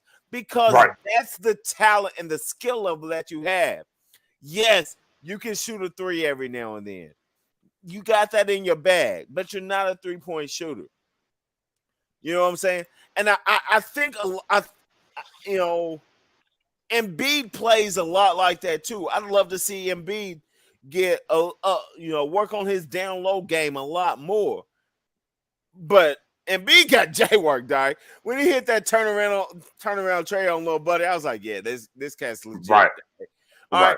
So I mean, he's got a little bit better J work than Towns, and he's got a lot less size. Right. You know what I'm saying? I can see Embiid, twisting an ankle, breaking a leg. Right. Towns is a brick shit house. You supposed to be a workhorse. Get your ass in the post, and until he's coach that says, dude, get your ass in the post. Right. Get down there, do work. Do work.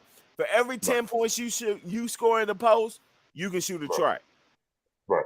You know what I'm saying? Until he has a coach that has that kind of presence on him and impact on him, he's never going to reach his full potential. I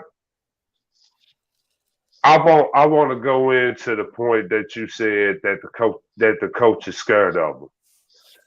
My whole thing is, if you as a coach, if you ever get to the point of the level that coaches get scared of players, you need to get the fuck out of basketball. That's how I look at it. If you get to that point where you scared of your players, you need to get the fuck out. Because I'm gonna tell you right now, if I would have had a coach like that I knew that I could bully, I'm gonna keep on doing it. And that's basically what's happening. And that's why they can't reach their potential. I mean, and I'm coach here, right? Every coach looks at his team, and you can tell, the ones that got what it takes. Right. All right. You know the ones that can play at the next level. You know the ones that have potential to maybe, you can slide to the next level. You know the ones that this is going to be your swan song. You ain't playing past whatever level we at. Right? Every coach has to know that. And, part of it is, I tell my players all the time. I tell the people that I tell my direct reports. The one thing that'll set me off is the word fair. Right. Life's not fair. Right. Life is not fair. Hell no. Opportunities are not fair. Skill level is not fair. Fair. Right. Is not fair. The umpires call. You have to go out and work for it. Fair does not exist. All right. So let's go ahead and get that. Let's go ahead and get that elephant out of the motherfucker. I get this one statement. Life ain't fair. That's what I started with, right? So let's go ahead and get that out. All right. So now that fair is out of the discussion, a coach's job is to coach the individual players and help them get to the next level. Now, that might mean that if I've got a cat and I know he's a bucket. He's a bucket, but he's soft. All right. I can't go and yell at him and call him, any other B words. Right. I can't say you soft as cotton candy. Right. I can't, I've got to coach you different. Right. I've got to take and show you that, hey. Right. You got to get to the cup. If you get to the cup, it's going to open up these next two jump shots, which is what you want. I've got to give it to him like that. Right. You know what I'm saying? If I've got a kid that's next level and he feels like everybody on the team, isn't at my level, I got to do it all. Right. I've got to coach you on, hey, you want to get to the next level? Here's what the scouts are looking at. How do you make your teammates better? How do you work the game? How do you, work with what you've got?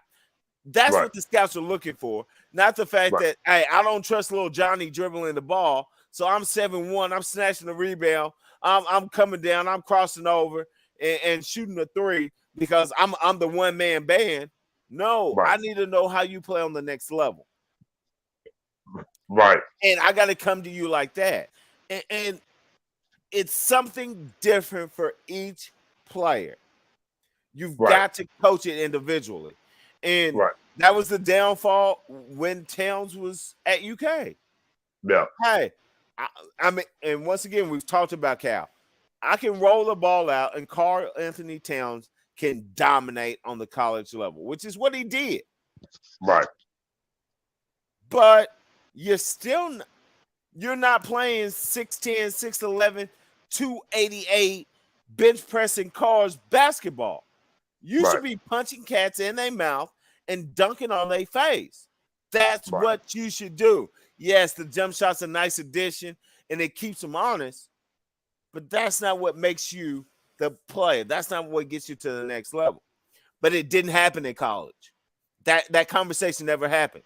And then it goes to a soft team that, man, we're just happy to have a star. We're just glad you're part of the team. Right. And so you go out and you do whatever the hell you want. Mm-hmm. And until they take and hone that in and tighten that up, or he gets traded or goes to a team that hones that in, he won't have any bling and he won't reach his full potential. Point blank, period. And he came out in that series against Memphis with, like, dude, why in the fuck are you sitting back and you hitting the ball and you turn around and you just sitting back and just like running over motherfuckers like you playing football, bro? Come on now. Come on. All right. And this right here will tell you everything you need to know about the Timberwolves, Karl Anthony Towns, and why they sitting on the couch. Name one player, name two players on the Grizzlies that could stop Karl Anthony Towns down low. Okay, you got Jaren Jackson. Garbage. Okay. I'll believe it at that. I don't think he's garbage. I think he's a young player that's coming up. I'll give you that. I'm talking about right now. Right? You're talking about Karl Anthony Towns, who's got, 4 or 5 years of NBA experience? At least 20, 30 pounds on him in muscle. But this is the problem with Karl Anthony Towns. You just said it. He got 4 or 5, 6 years experience on Jaren Jackson. He ain't got that dog in it. No. That's it. He don't want it. He doesn't want it. That's why Jimmy Butler called him out when he was in Minnesota. Yep. And he doesn't have it, and no one's brought it out in him. You know what I mean? Jimmy Butler tried to break it out in him, but he didn't want that. You don't, because he can do what he wants. That goes to the point with Kyrie Irving, but anyway. Yes, it does. And it's the same problem, right? And I mean, at some point, if the Timberwolves want to figure it out, they've got to put a harness on it and make him do what he can do. And here's the thing, though. Here's the thing, because like I said, even with 4 or 5 years of experience, he's still a kid. What is he, 24, 25?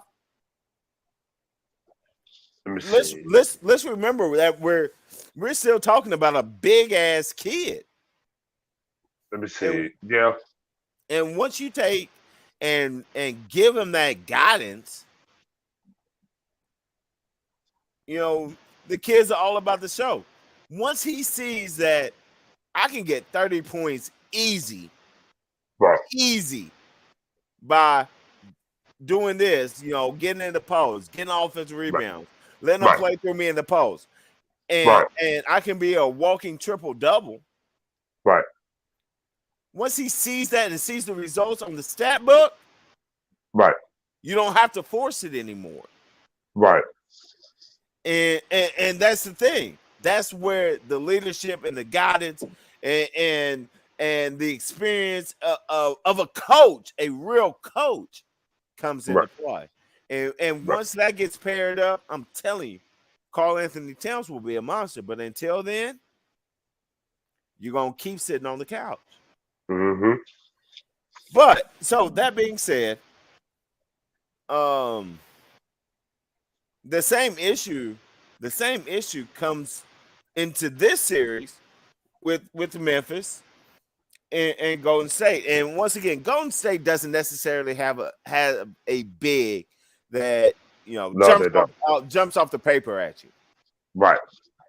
But what they do have is going off right now and how Poole's playing. They've got 4 guards that can outscore your 2 guards.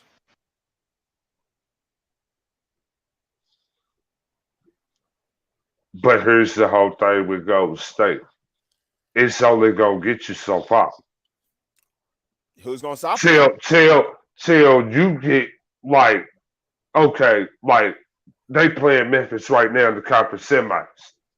Mm-hmm. When you go into like the conference, if they get past this series, they go into the conference finals and the finals, and they play Phoenix, who has no big man.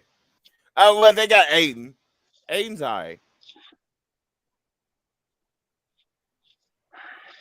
They will be playing Phoenix in the next series. You know what? I'm gonna put a referendum on DeAndre Ayton, and I'm gonna tell you the reason why I'm gonna put a referendum on him.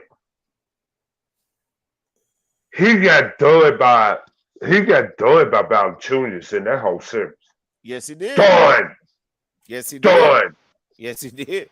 I think he's very overrated, but he's serviceable.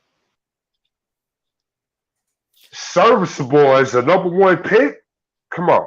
Well, and that's whoever took him. I didn't think he should have ever been the number 1 pick, but they do what they do. And I mean, he hasn't put up bad numbers, but he's no Embiid.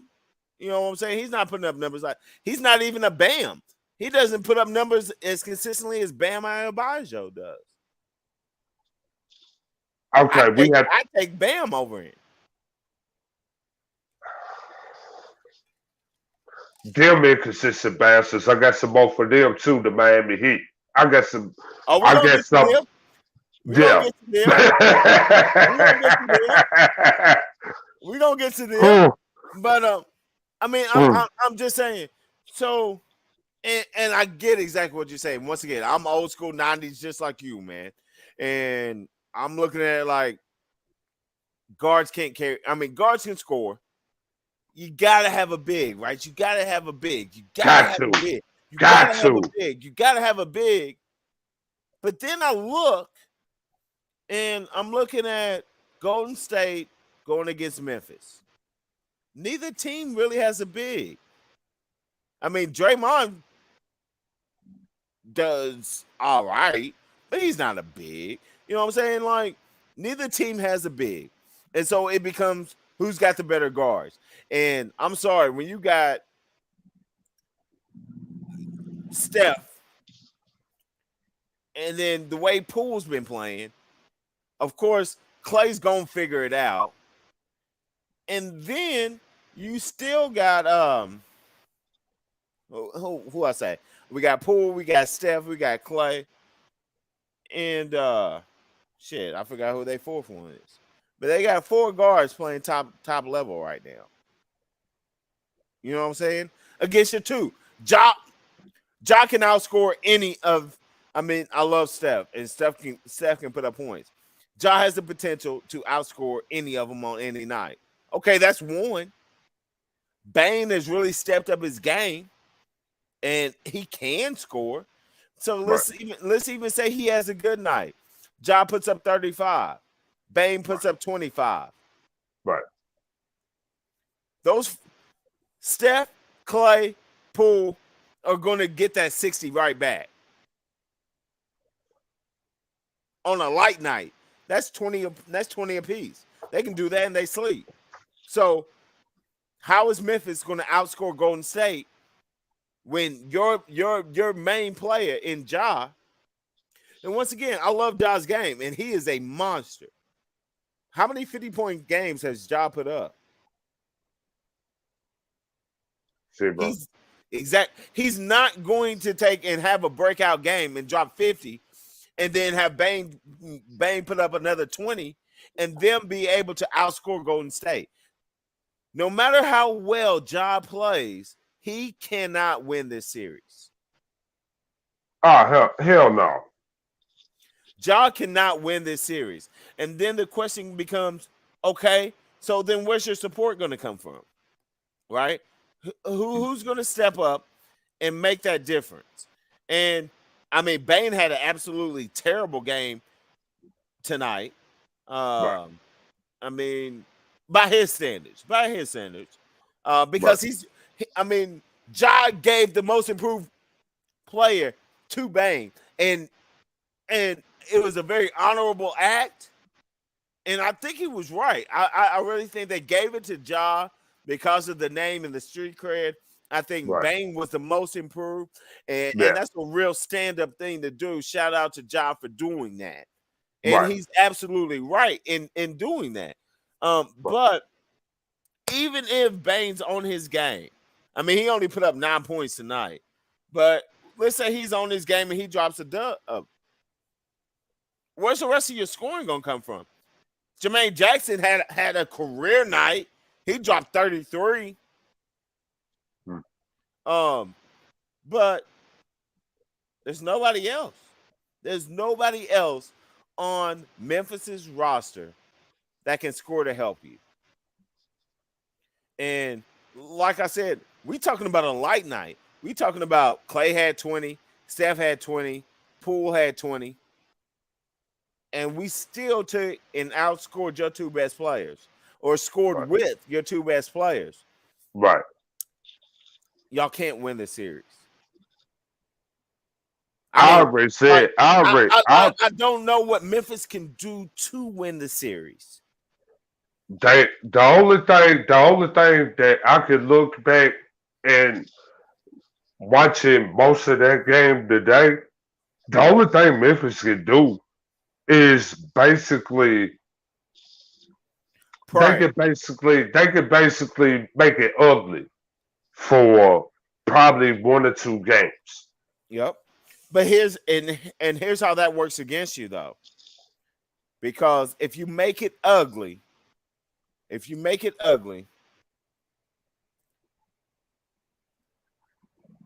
Golden State's guards don't get their buckets in the cup at the cup really. But not really. I mean, they might hit a back cut every now and then. Yeah. Clay might hit a turnaround jump shot, you know. Yeah, out of the offense. Yeah. Yeah, you know what I'm saying? He'll post up a smaller guard or whatnot. But they don't get they guards don't get the buckets at the cup. So how are you gonna make it ugly unless you make it physical out on the perimeter? Right? But that's what I'm saying. Right. But if you make it physical out on the perimeter, you've got a guard, your best player, your star player, who scores all of his buckets basically at the cup. So do you really want to make it ugly? Do you really want to make it a slugfest where every time, I mean, shit, Ja took a spill today on an offensive or on a rebound attempt, and I was like, good God, if he's hurt, the series is series is already over. But the series is over. Your franchise is over. And that was just on a lick when he tried to rise up and get an offensive rebound and just caught a little contact. I mean, Ja's not built like that. He gets to the cup because of his quickness and his explosiveness, but he's not a strong, physically imposing guard. He can't take licks and bumps like that. Right. So, do you really want to try to make it a physical series? I mean, yeah. I mean, that's not even a good solution. Yeah, we already know, Chris. Terrible shooting nights. But that's what I'm saying. Yeah, but if them two ain't even going, like, even if they have a good shooting night, right? They not gonna make an impact on the series. Right. Exactly. I mean, you lost as Memphis. Like, I think this. if I was Memphis, I'd have almost rather have gotten beat by 15-16 tonight. You know what I mean? Like, Right. Steph had a terrible game by his standards. Mm-hmm. Clay had a terrible game. Poole Yeah, went they off. could. Poole went They off really and did couldn't. his thing. They couldn't hit shit starting off the game. They couldn't hit nothing. And I go back to, once again, I was watching the game and I watched the first quarter, or if you watch the first quarter, and Golden State's coming off the court after the first quarter, and you watch Steph, they're down 8. It's just like, yeah. All right, nigga, we got these. Like, Yes. he's over here, he's clapping, he's hyped, like they up 10. Right. You know what I mean? Like, he knew right then. Ja went off for what, 14, 15, 16 points in the first quarter. Ja went off. You all can't find the damn hole with a Geiger, you know, with GPS. Golden State sat back and said, "Okay, Ja, you go get all these points, but we know you ain't get your teammates involved, so we gonna let you roll. Get your little 16 in the first quarter, but we got this bitch." Exactly, and that's exact. I mean, you could look at their faces, right? Mm-hmm. Like, we're down 8 in the first quarter. We can't buy a shot. Right. Steph's in foul trouble. He got 2. Clay's got 2. I mean, even the coaching was like, man, we ain't even stunned this game. You know, because he put Steph and Clay back out there in the first quarter with 2 fouls apiece. Fouls. Like, no worries. Like, fuck this shit. We good. Right. And even though the game didn't necessarily get better for Golden State, it solidified everything they said, which is like, we are shooting like ass. We're down right now. Ja's going off, and we still gonna get this dub. And what did they do? They still got the dub. Mm-hmm. Like, that in itself gotta be a bad feeling. Oh yeah. You know what I'm saying? Like, that's gotta be a feeling. I mean, that's almost like, you know, when AI and the Sixers went in against the Lakers and everybody just knew they was gonna get swept. Right. And AI played outside of his mind, and To they take game 1. And they got that first game 1, and they like scratched it out. Like, you could just tell, like, that the Sixers were happy that they won that game, but they was like, but they already knew they wasn't gonna win the series. We fucked in this series. Like, AI took and played one of his best games in playoff history. We did everything right, and AI had damn near 50. And it took a 3 in the corner over Tyronn Lue while he's laying on the ground, in order to win this game. Like, we need to recruit Jesus, like Shuttlesworth and Christ at the same damn time to have a shot at winning the series. Right. That's the kind of feeling that Memphis has to have right now, because I mean, you really you can't score with them. And I mean, that right there, I'm gonna go ahead, I'm gonna tip my hand. I'm gonna say that the stars align.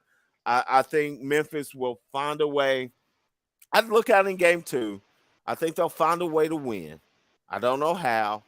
I don't know if it's eye drops. I don't know if they're gonna spread some COVID. I don't know what's gonna go on.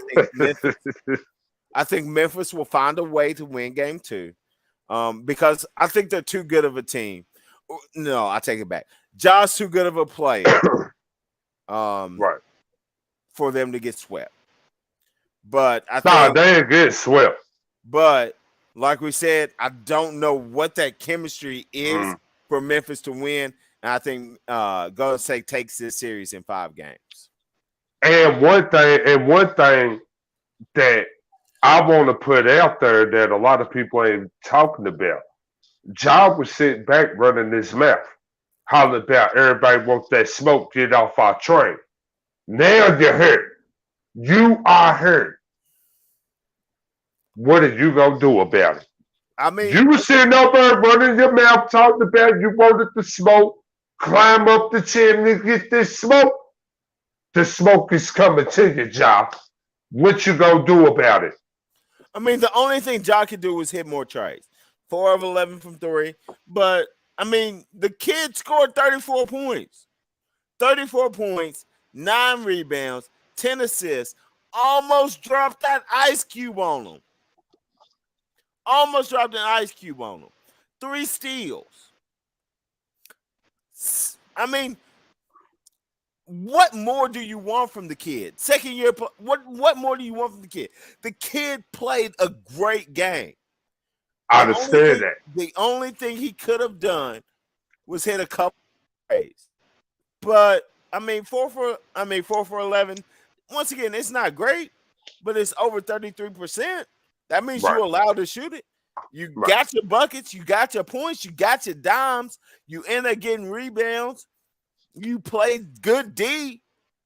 I mean, his man wasn't killing him. He was not guarding Poole. I mean, he played good D. And when you take, and once again, you're talking about all season where this team ride or dies on you. I don't care how good of a player you are, how much in shape you are, how young you are. At some point, it gets tiring. And the Timberwolves series would have been over a lot sooner if Ja didn't have a bad first 3 games. But he found a way to get it done. And I mean, when you put up a performance like this, I don't know what you can say to yourself to say, I could have done more. I mean, I don't know what you can say to give you a warm and fuzzy on winning this series. I mean, I look at it in a different way. You said back, and I'm going back to when Josh said back, and basically, you ran your mouth that a check can cash. Yep.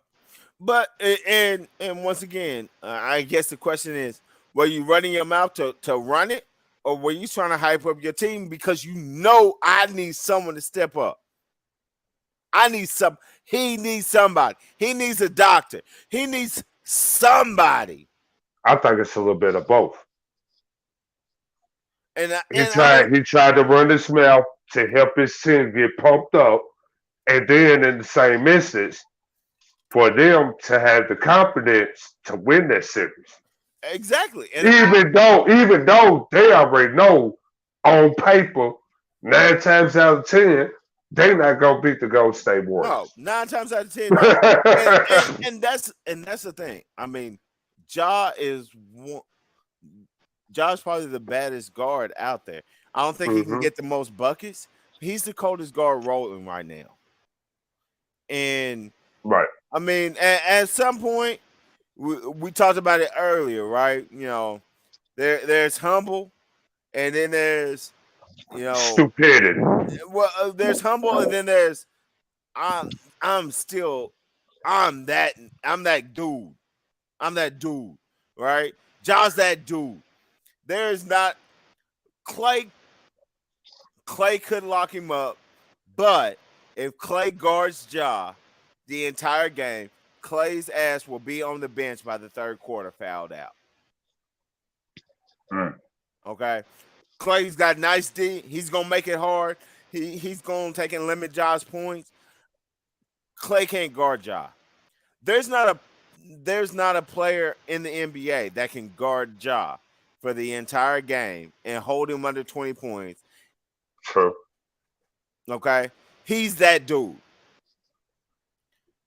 And I think sometimes you just gotta let, you know, go ahead and TVMA me if you got to.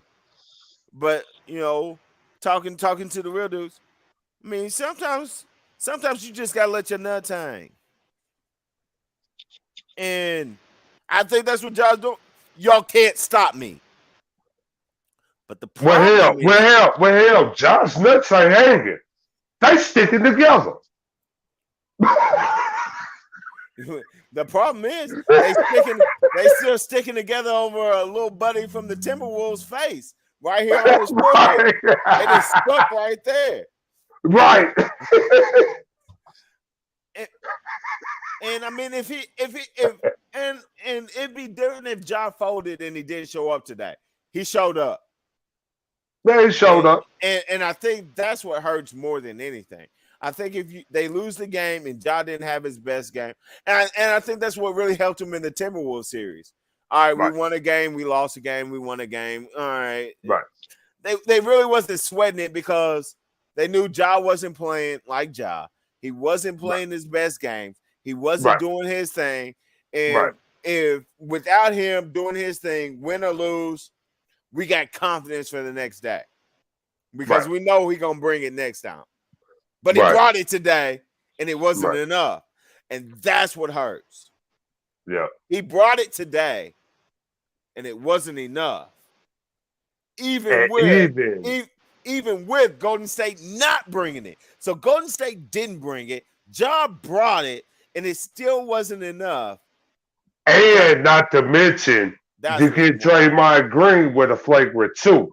You get one of their best, all-around players out of the game with a flagrant 2 because he wanted to do the dirty shit. You already know what I'm talking about. Yeah. When he grabbed him up, I swear to God, that's when I seen that play, I'm like, Memphis still lost this series because guess what Memphis did? They didn't even do nothing about it. They tucked tail, and they went into a corner. That's exactly. So y'all want to sit back and run y'all mouth about y'all want this smoke? Draymond Green just handed you the smoke, and y'all took y'all tails and y'all ran. And took an L. That's why I'm going with your prediction. Go State of 5. I got Golden State. All right, so we right around the 2 hour mark, but I'm gonna go ahead and since we're on a roll on the NBA, let's go ahead and roll through it. So, like we were talking about with the bigs, right? So we got Golden State in 5. Golden State's moving on. Phoenix and the Mavericks. It could be an interesting series, man. I mean, that was really interesting because they both play the same ball game, really. They play very similarly. True. Yep. Booker being back, and we got to put an asterisk by it because it was a hammy issue, which he's had all his career. So there's nothing saying that game 2, game 3, something can happen. Phoenix cannot win it. All right. I throw a lot of shade towards Chris Paul. Chris Paul took and came out and did his thug thizzle. Perfect. Thug thizzle. Perfect. Closing them out. Perfect. And 14 for 14, 33 points. I think that was. I think that's pretty close. 33. I think 33, and I think he had 12 or 13 assists on top of it. But anyway, did his thug thizzle. All right, but even with that, Phoenix cannot win without a healthy Devin Booker doing his thing. They do not win this series against the Mavericks without Devin Booker. But that being said, everything being everything, I don't think Dallas can straight up beat the Phoenix Suns. Luka's going to do his thing, right? You're not going to stop Luka. Luka's going to get his buckets.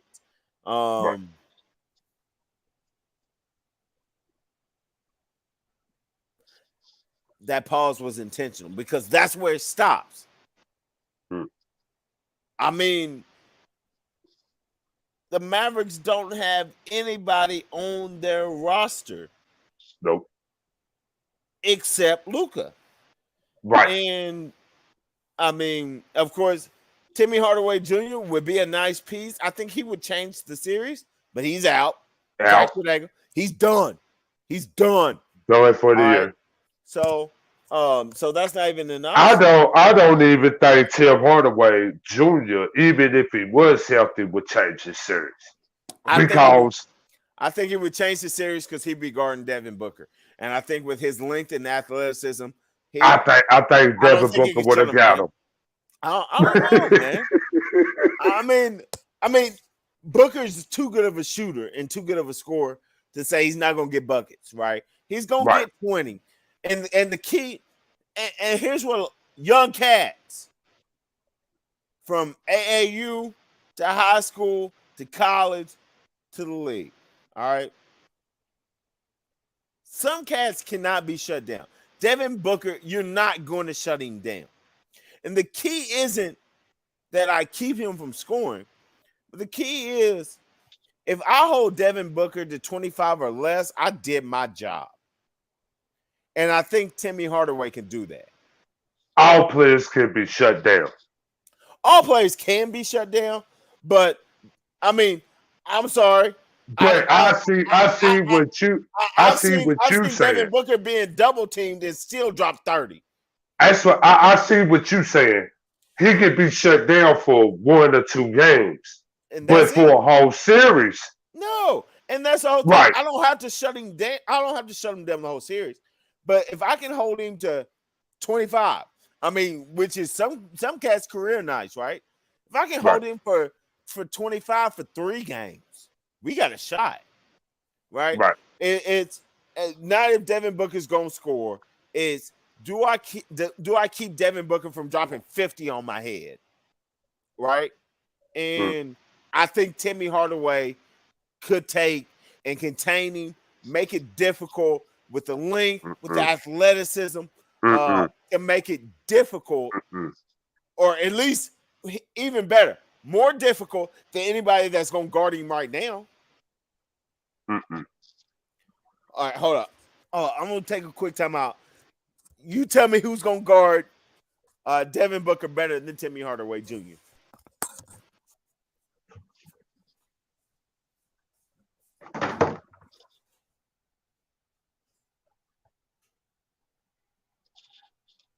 Well, it's just me. Your boy, the real KD in the building, just taking over because, you know, the host Big E had to run, take a little break. You know, I done lost Apocalypse. I don't know where he's at. He's red ghost on me. Damn, bro, where you at?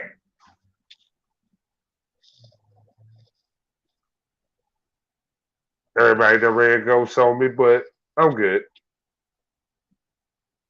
You know.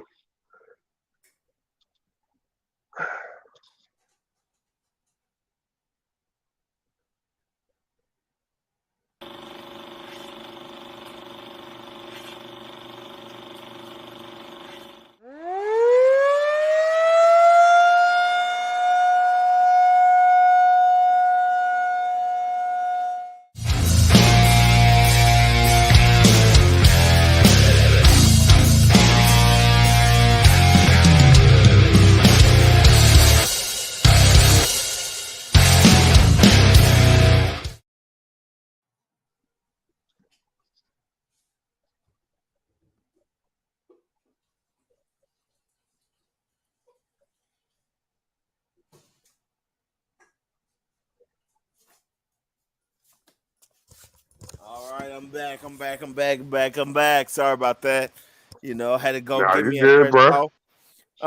Yeah, hey, that movie Militia, man. I know we're gonna have some fire coming up this week, man. Definitely check out movie Militia. But yeah, so left you with a topic, man, and I know you got an answer for me. I know you do. I think I know where you're gonna go with it, but I'm gonna let you talk your talk. But yeah, so who's gonna guard Devin Booker better than Tim Hardaway Jr.? I can't find nobody. I'm just putting it out there. I can't find nobody. can't. I mean that, and that's all I'm saying. And once again, it doesn't matter. He's not gonna come back. But it puts him. I mean, I think Luka's not going to struggle. He's going to do what he needs to do. He's an experienced player, right? He's going to get his buckets. He's going to have his hands full guarding Chris Paul. Because Chris Paul's a vet. I think they're not going. I personally think if you start Luka guarding Chris Paul, you in trouble. You in trouble because you're gonna tire him out on the defensive end. I get that, but right now, so we're just gonna look at the Phoenix Suns backcourt, right? You got Chris Paul, you got Devin Booker. The Booker. All right, I got Reggie Bullock, and I got Luka. So I damn sure you want to talk about tiring them out. Try to put Luka on Booker. Booker's gonna go for 60. All right, so that's not really a good option. So I pretty much have to play Luka on Chris Paul. But they do that. Dallas does have one person, and he's a dog. Finney Smith? Jalen Brunson. That boy's a dog. He's a dog. That boy's a dog. He is. I really like his game. They might have Brunson guarding Chris Paul. That's what can neutralize that. So who's guarding Booker? Because I had Brunson guarding Booker. You can with Booker, you can run different people at him. You can run different people at him. It's not gonna be like one specific person. But you can run different people at him. Yeah, and I get that. Even in the Bucks game today, when you was talking about guarding Tatum, we ran different people at him. Yeah. You can do that too. I get that, but how are you gonna hide him from Chris Paul and Booker? You can't. Well, Chris Paul. No, Brunson gonna have him that whole series. That's Brunson's man. Okay. Because we both said that he's a dog. Yep. Yeah. And then you can throw different people at Booker. Okay. But here's the whole problem when you do that. Phoenix says, the players coming off the bench. Yep. Well, and here's my problem. Here's my problem with that is the Mavericks aren't deep. No, they're not. So not at all. Let's just looking coming into this series. Luka's averaging 36 minutes. Mm-hmm. Jalen Brunson's averaging 38. Dinwiddie's got 33. Finney Smith has been a dog.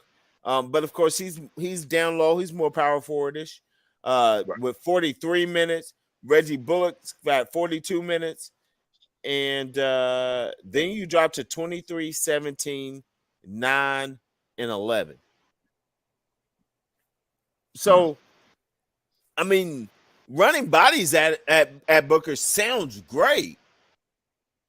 But I'm really looking at could you hide Luka?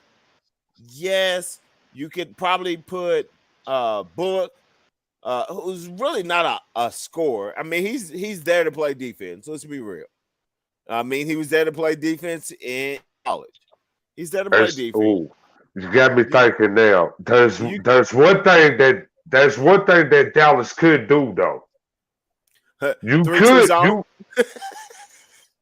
Well, they like playing that too, but I was gonna say zone. Yeah, they play zone all the fucking time, which I ain't never understood that in the pro game. But anyway, I would put Luka on Jay Crowder. And I will tell you the reason why, because if you put Luka on Jay Crowder, he's not a scorer. Jay Crowder's not playing. Oh, damn.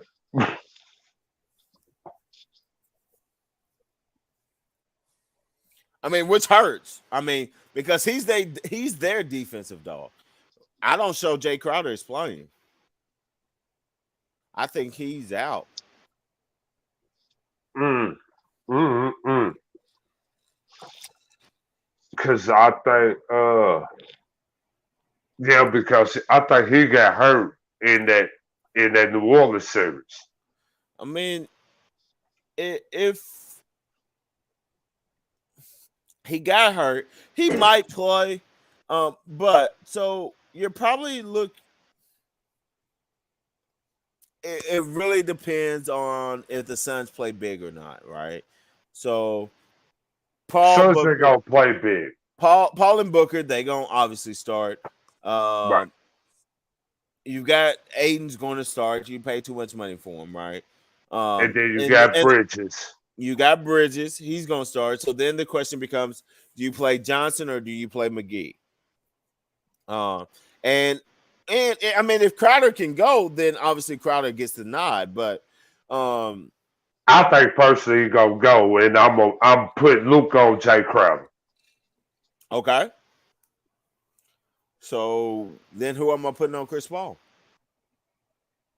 You got Brunson. Okay. And so then you can run the different people at Booker. Right. And you're going to start out with Reggie Bullock. Hell no. So hell no. Who guards I'm starting out? I'm starting with Finney Smith. So you're going with size on Booker? Yeah. Okay. Got to. Okay.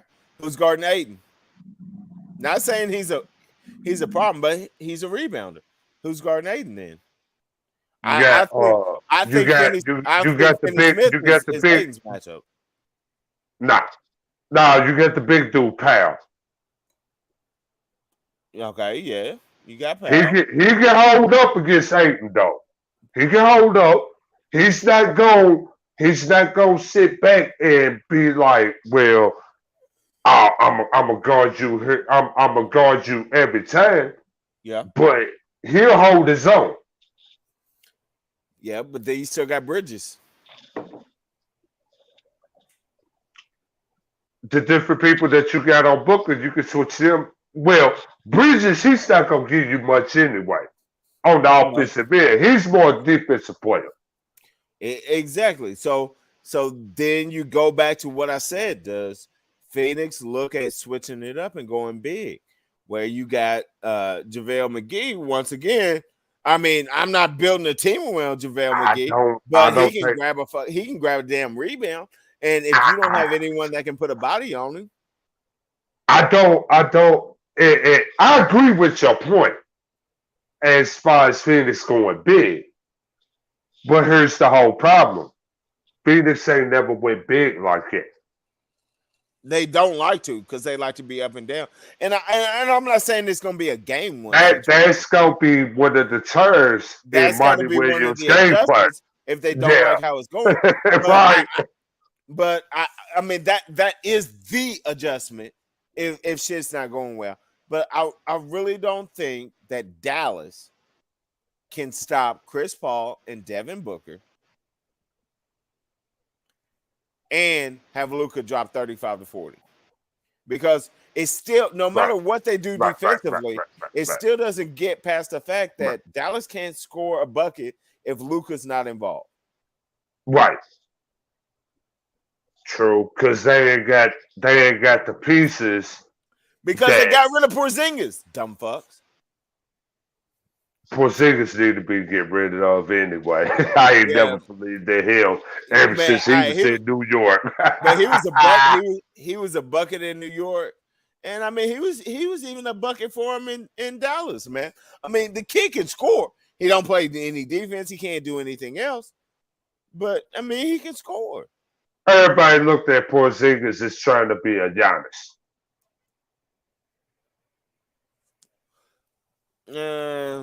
I'm not saying that. I mean the kid. They looked at him as being that, and he ain't that level. He's not that. I mean he's not that level. But I mean he's he's a matchup problem, and he can get buckets. He's a hell of a matchup problem, and he can get buckets. And I would feel a lot better for Dallas in the series if they did still have them. But I would have felt even worse. I think Phoenix takes this series. If Crowder plays, it's 5-game series. If Crowder's out, 6 at the most. And Phoenix could sweep them. I mean, if Chris Paul stays, hot, if Chris Paul stays hot, like I hadn't seen Chris Paul play that way since he was with the the New Orleans Hornets, like before the Pelicans. I mean, like, but I mean, Chris Paul. I mean that was New Orleans Hornets, CP3, fresh out of Wake Forest, go get buckets, dominate the CP3 was on his shit, bro. Right. And if he carries that over, and we don't get his twin from State Farm, Cliff Paul, because Cliff Paul has a history of showing up in the playoffs. Right. Oh yeah. Cliff Paul shows up in the playoffs, but this is Chris Paul. Right. This ain't even Chris. This is CP motherfucking 3. Right. We just saw. And if CP3 shows up, along with the health or his new nickname CP0. All right. I'm also CP3 shows up. Right. With a healthy Devin Booker. It's a wrap. It's a wrap. And you said Phoenix at 5. I'm gonna go one. I'm gonna put it out there. Hold on, because I got something for you. Here we go. This is the proof in the pudding. I'm putting it out there. Phoenix at the sweep. Okay, I can see it. I'm calling it. I really can. So I really can see it. That right there takes us to. Golden State and Phoenix. And once again, a series with no big men. And I don't know how I feel about this, Dag. I really don't. But I will tell you this. If Phoenix makes it to Golden State wins that series in 5. Because what up, Kevin Duquesne? I'm fucked up, but I'm just saying, because if there's one person, I love Klay Thompson's defense, right? And I think Klay Thompson could literally take and say, I ain't doing nothing but shooting open jump shots. Y'all handle the scoring. I'm locking Dev Book up, and they've got enough. The way Golden State plays, where they pretty much can switch, 1 through 4 easy. Mm-hmm. Whether that's Draymond or whether that's Gary Payton II, they can switch 1 through 4 easy, and that means there's no open looks. So that means you're relying on Aiden to drop 20, 25, and he ain't got it in his game. And that's just, the playoffs are all about matchups. That's a bad matchup, but that's what I see coming. I see Golden State making it to the Western Finals. And once again, we had 2 nights team right now. We're running a little late, so let's go ahead and shift it over to the Eastern real quick, so we can go ahead and line this up. We already talked about the Bucks. They a problem. Bucks are going to be a problem. Heat 76ers. I mean, this is a really, really, really interesting series. I'm gonna go in on Miami, but anyway, go ahead, preview that one. It's a really interesting series, and I say that because I don't think the 76 The 76ers can't stop Jimmy Buckets. Jimmy Buckets is going hard right now. I don't think there's a player. Now, we're not talking stats necessarily. I don't think there's a player playing at their top of their game right now the way Jimmy Butler is. And once again, he didn't play the last game, and the Heat still finished out the season. He's questionable for game one. He's questionable. Yep. And I think that's going to be the key in this series, right? Right now, Miami is 7.5 points favored. Oh, it done went down. Because it was 8.5. They're 7.5 right now favored It done went down to win this first game against Philly. Now, I'm not sold on that, man. I mean, I'm gonna keep it all the way Hyundai. All the way Hyundai. I'll take Philly in the points. The way Joel Embiid's been playing right now, I don't think anyone can guard him. Damn sure not Bam. I don't think anyone really has an answer for Joel Embiid right now. Nope. And I mean, he's doing it all. He's scoring buckets. He's getting his boards.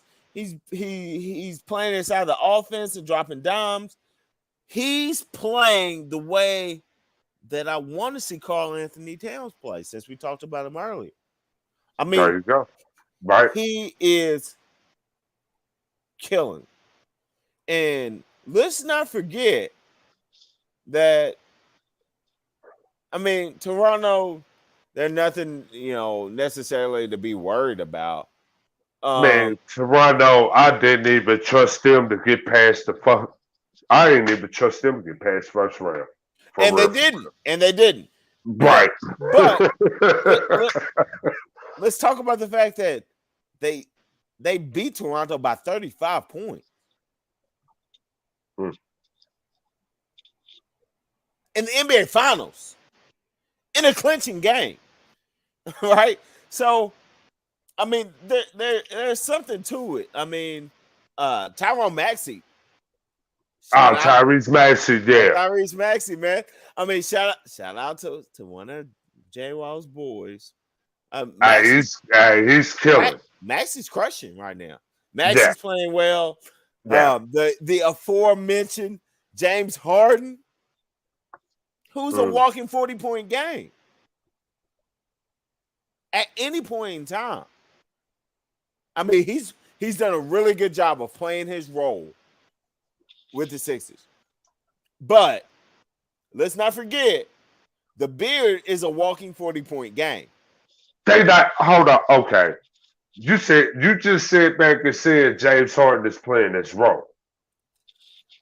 Yep. Philly didn't trade for him to play a role. Philly traded for him to be a star. But here's the thing, though. But here's the thing. Here's the thing, though. Here's the thing. Maxey is playing outstanding ball, right? Oh yeah. You got Joel Embiid, who's gonna go get his buckets and boards, right? You got Danny Green, who is not the exact same Danny Green from the Spurs, but you got to respect his jump shot. I never really looked at Danny Green as like that dude that is gonna sit back and be like, you can count on him to help you win. And he'll contribute. The Spurs proved that wrong. I mean, let's not forget. I mean, it was a few years ago, but it wasn't that long ago. That in the playoffs, if you left Danny Green open, or even if you was on a closeout, right? I mean, motherfuckers were guarding him like Ray Allen, right? You know what I'm saying? I mean, he was knocked down, and I really think he still got enough in the tank that you got to respect the jump shot. You got to respect it. All right. Right. So you got him. I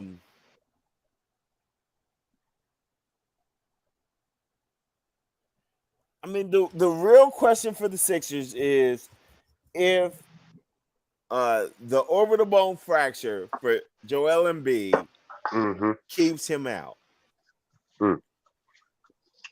If Joel Embiid is out, well, they already said he's out for games 1 and 2 already. Exactly, which means the Heat should take those games. However, I mean, you're not gonna get the buckets, and that's why I said James Harden's done a great job of playing his role up to now, and we're gonna see. We're gonna see if James Harden bitches out like the rest of the New Jersey Knicks or Nets did. If he got too much of their blood infusions and he bitches out, or if he goes old school James Harden, 6 men from the Thunder, the beard from the Rockets, taps into that inner self and says, "Dang, this is what I was waiting for." And if he goes, "This is what I'm waiting for," the Heat are in trouble. Miami is one of those teams I do not trust. I don't trust them. I don't. I really don't. For everything that everybody talking about, Eric Spoelstra has done with the Miami Heat, here's one problem. He did all that with probably 3 Hall of Famers. 3.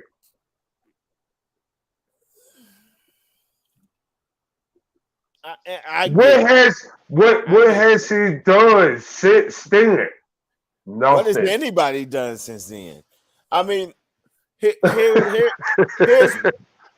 what I like about the Heat, which is you can get buckets from top to bottom, right? No one's really getting tired. They got 9 cats averaging 29 minutes or more, right? So they're mixing it up. Jimmy Butler has to be Jimmy Butler, which is Are you go? Ooh. Ooh. Ooh.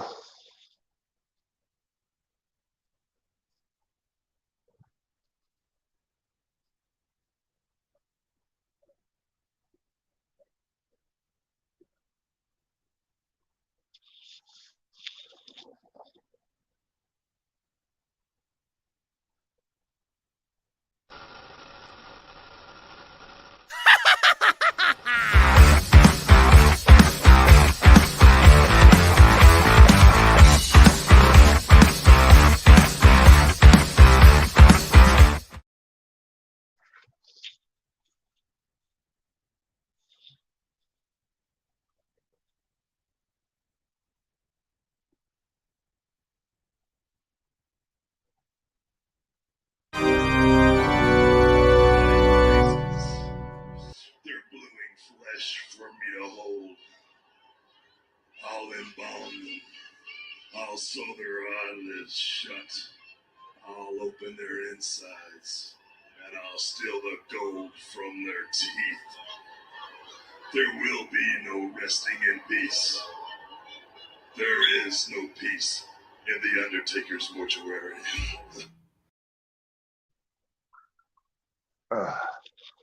Here we go. I'm back. It's your boy, the real KD in the building.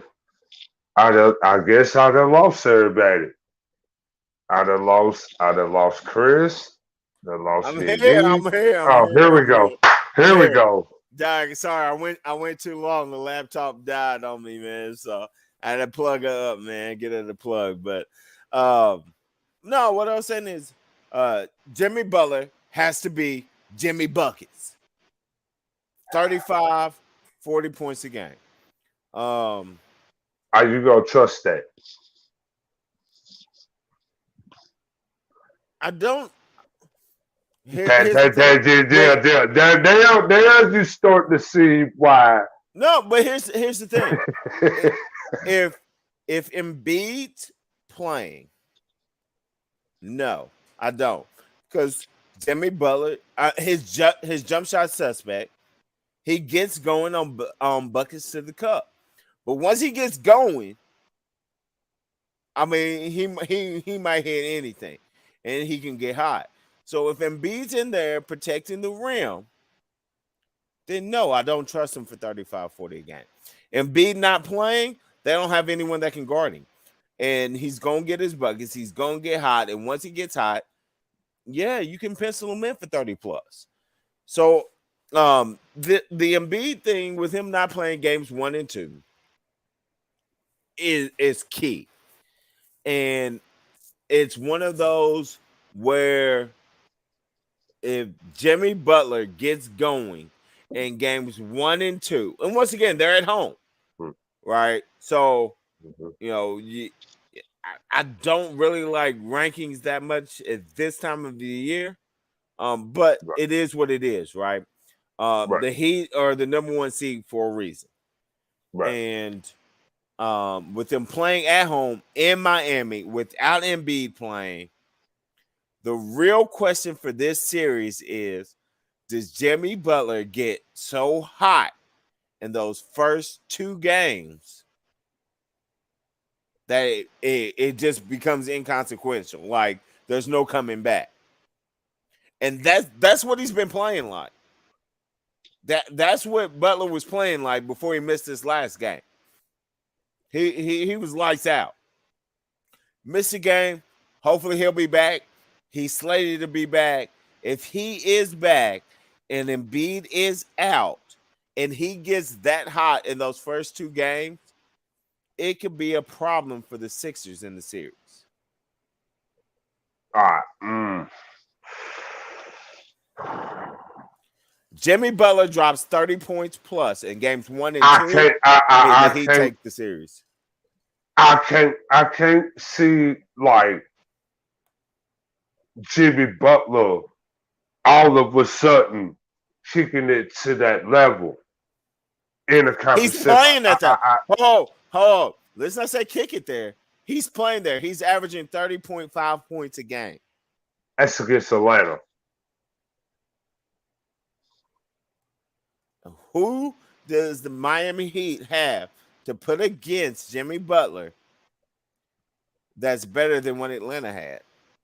And if you say Oladipo, then you can cancel out his points, and he's going to be in foul trouble.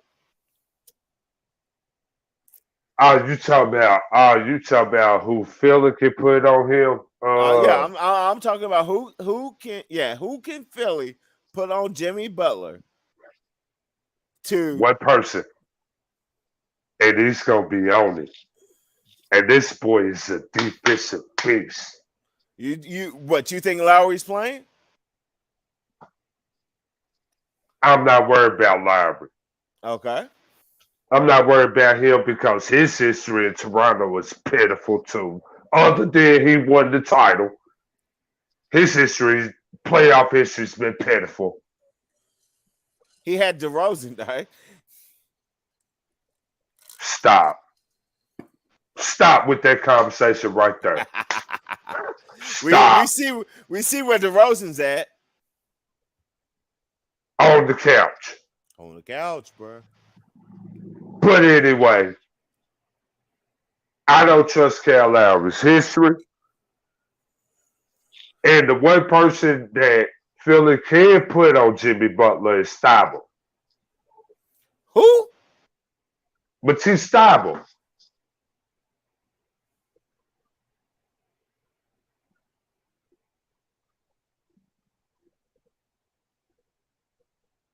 He's gonna stop Jimmy Butler.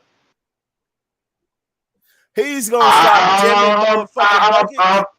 I'm gonna let you sleep on that and think about that for a minute. He's gonna When stop game one comes up, you'll be like, damn, he's right. I'm just telling you. Okay. I'm gonna let you sleep on that. Okay. All right. So, all right, I'm gonna get to the question because we're playing a lot of what if games, right? So, I mean, Embiid's listed out games 1 to 2 right now.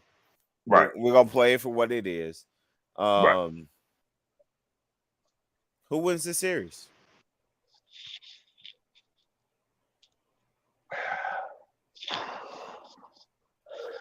This is the one that I the reason why I had to dip my head, and I'm gonna roll with this. I'm not even confident in rolling with a winner in this series because I don't think neither one of them is a challenge to even do anything. But if I gotta roll with it, I'm rolling Philly in 6. Philly in 6. All right. I'm all right with you on that. I think this series is a toss up. I think this series is what NBA playoff basketball should be. Right. And it's going to come down to coaching. It's going to come down to adjustments.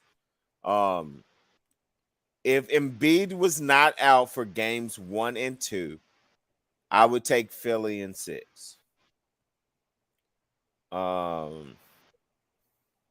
With Embiid out,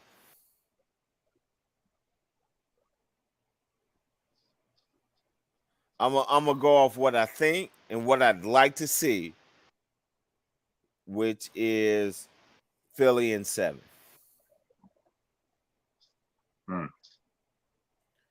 And I mean, it's gonna be a dogfight. This is going. If you are a basketball head and you enjoy want to watch this series, you need the TiVo because you're gonna need to record it. You're gonna need to watch it. You're gonna need to rewatch it. Dogfight. This is going to be. You bring your 5, I bring my 5. We'll meet you at the gym, and we just gonna play best of 10 series. And fuck that. We gonna go one need better. You bring your 5, I'll bring my 5. I mean, you at Shawnee Park, bro. Let's roll. Let's roll. This is Shawnee Park, Iroquois Park, Triangle, Seneca Park, Dirt Bowl. This is going to be a dogfight. Either team can win. It's going to be good basketball watching. All right. Oh yeah. So now, with that being said, so we both got Philly going on. I know you're biased. Let's talk about the other Eastern Conference side. Bucks, Celtics. I mean, I ain't even gonna waste a lot of time because shit, we already 240 into it. And I'm gonna go ahead and wrap this up soon. I ain't gonna waste a lot of time. I saw today,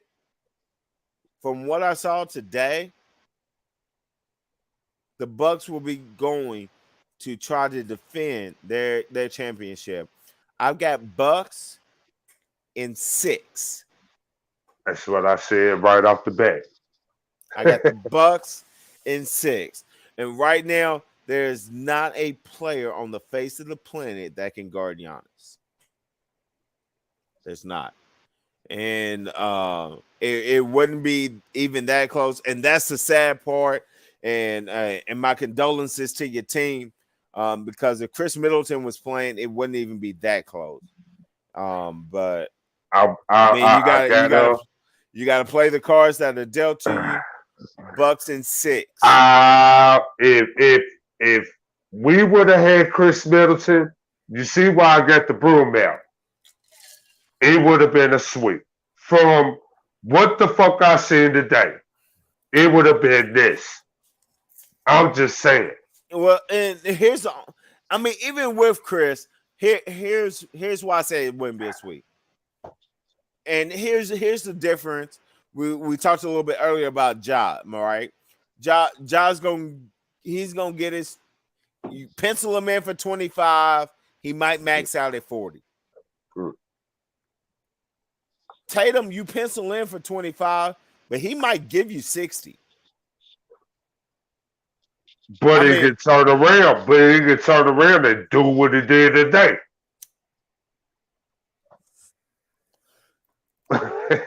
But and I'm gonna tell you why I've got the Celtics to win this next game, and it all goes to mentality, which is, and this is what I said earlier this year when we was naming off our top 10 and everyone was throwing Jason up there.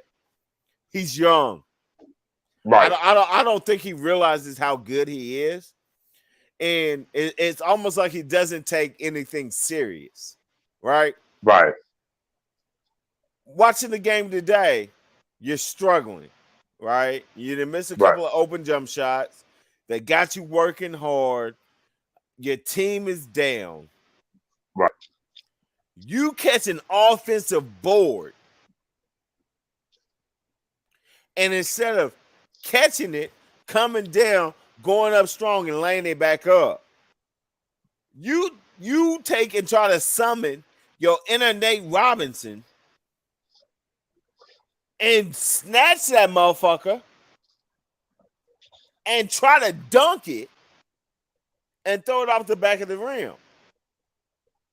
Like, it's like, situation, time, and score didn't come into play, right? Like, I'm struggling from the field. We in a plus amount, we in about an 8-point ball game. Right. I got an easy deuce. Then you won't take it and copy back. I got Marcus Smart. I know the play you talk about. Right? Now, right. And I get, dude, if he had caught that, and not saying he doesn't have the ability to do it, right? And I mean, he was really close to just a momentum swinging play if he catches that and throws it down. Right. But you need the points. And it's like he plays every game every game is a pickup game at the Ruckus. You know what I mean? Right. And he won't go full force. Exactly. Every game is a pickup game at the Rutgers. And a lot of that is because of his youth and right. And the fact that I can make every damn play and everything I try is going to turn into gold. Right. And with Brown struggling, Smart out, basically out. He should have been out. I mean, he didn't do shit. Right. You can't do that at that point in time. And that's why I have the Celtics losing this series, man. But like I said, he could go for 60. Easy. He's done it. Yeah. I mean, looking at the numbers, shot like shit, made terrible decisions, and still dubstepped on him. Easy. I mean, he's a walking 35, 40 point scorer a game.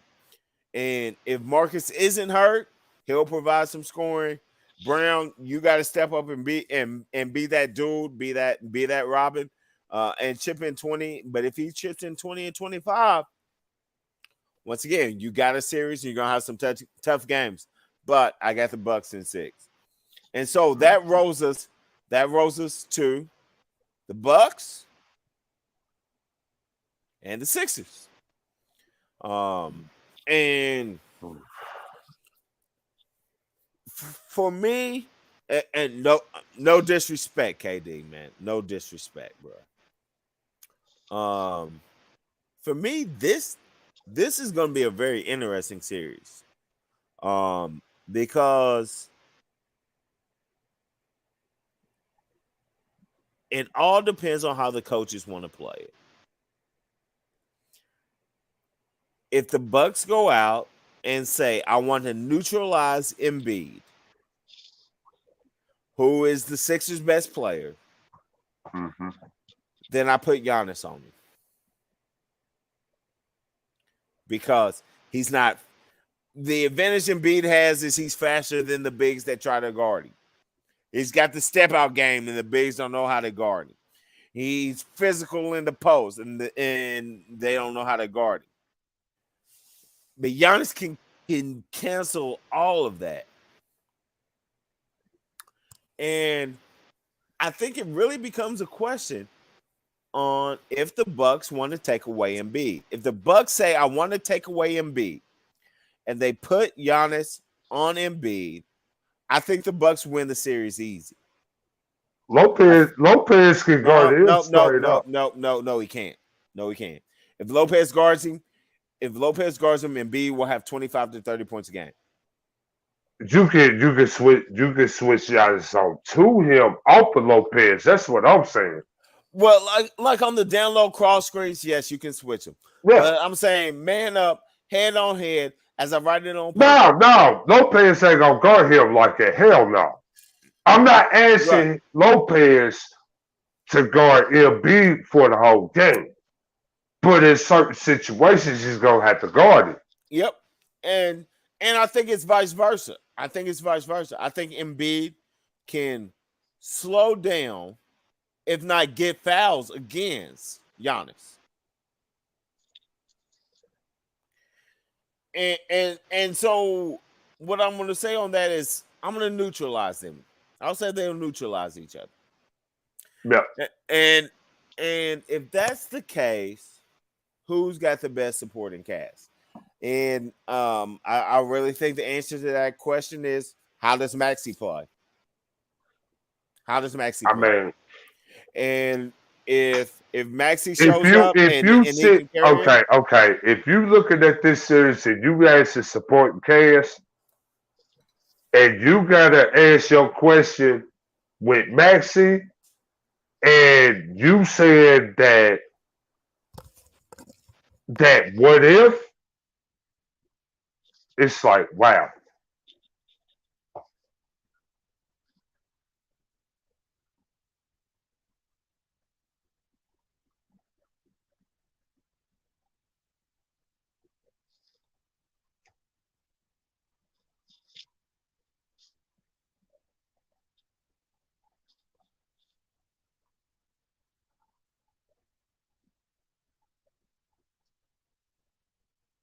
Ah, man. I gotta carry everybody tonight. I'm doing overtime, y'all. Doing overtime. The real KD in the building. You know what time it is. 2 stacks and 4 flats. I'm trying to keep the show going. Done lost Chris about an hour ago. I don't even know where the hell he's at. I'm trying to keep the show going.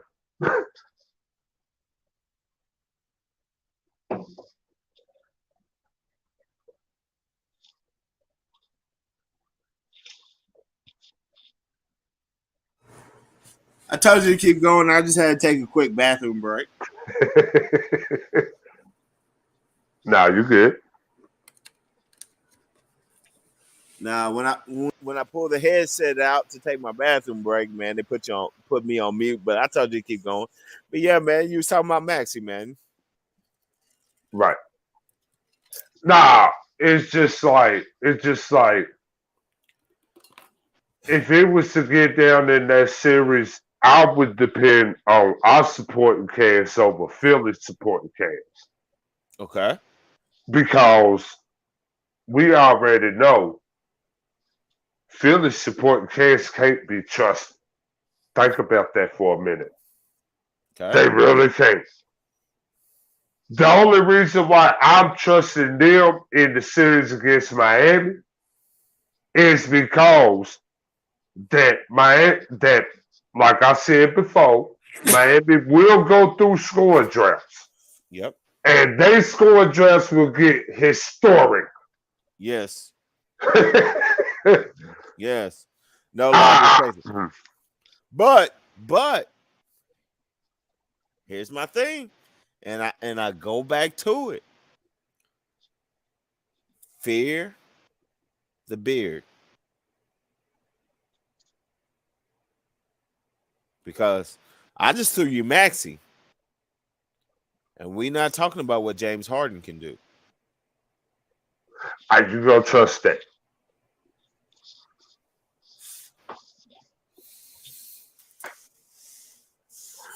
Ask yourself that. Are you gonna trust that? That's why I lean back. Are you gonna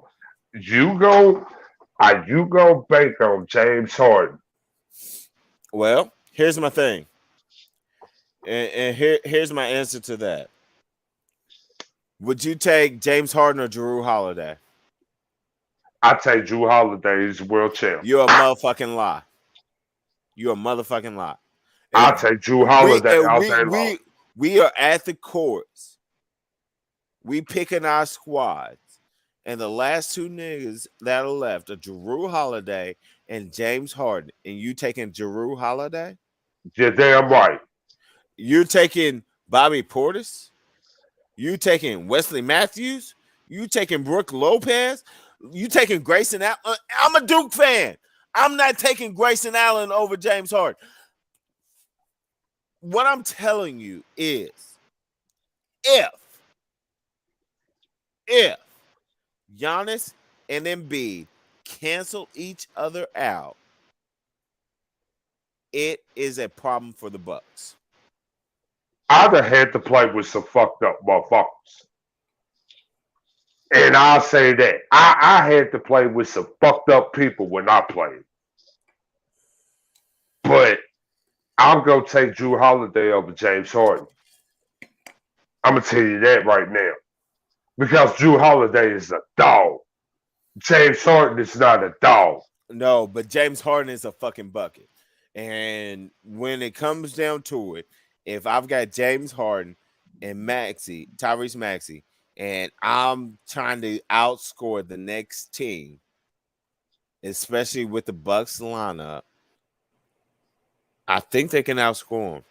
And so it really becomes, this will be the test for, and I love Giannis's game. Top 5 in the league right now. Matchup nightmare. We're going to see what Giannis is made of. The key to this series, the key to the Bucks against the Sixers, Giannis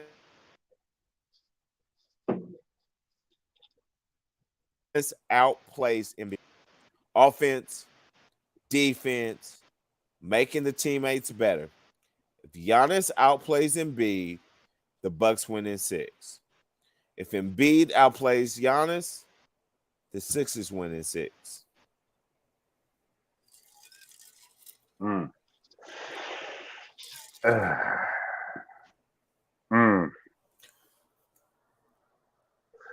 I just say I'm going Bucks in 6 all the way though.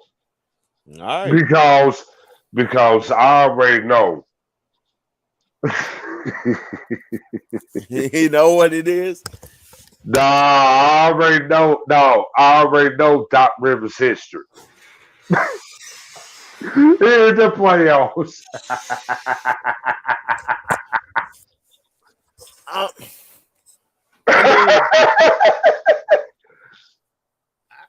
I hear you. I really do, and I get what you're saying. But at some point, it's almost like the Chris Paul discussion in a little bit, which is at some point you can't say that the kid has been dominating the game and playing the position correctly and doing his thing, but he sucks in the playoffs. So as soon as we get in the playoffs, we're going to discount his skills. James Harden is a bucket. Has been a bucket. So the fact I can't take and say we get in the playoffs in a series or at a time when I say, James Harden, I need you to go score. Here's the ball.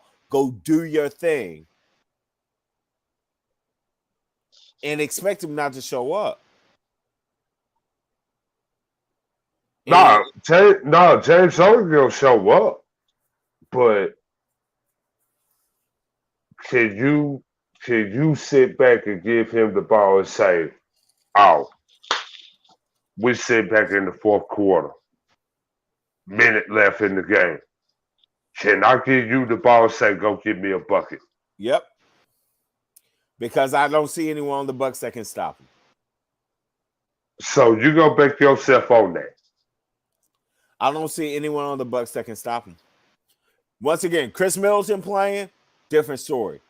I don't see anyone on the Bucks that can stop James Harden from getting a bucket if he needs a bucket.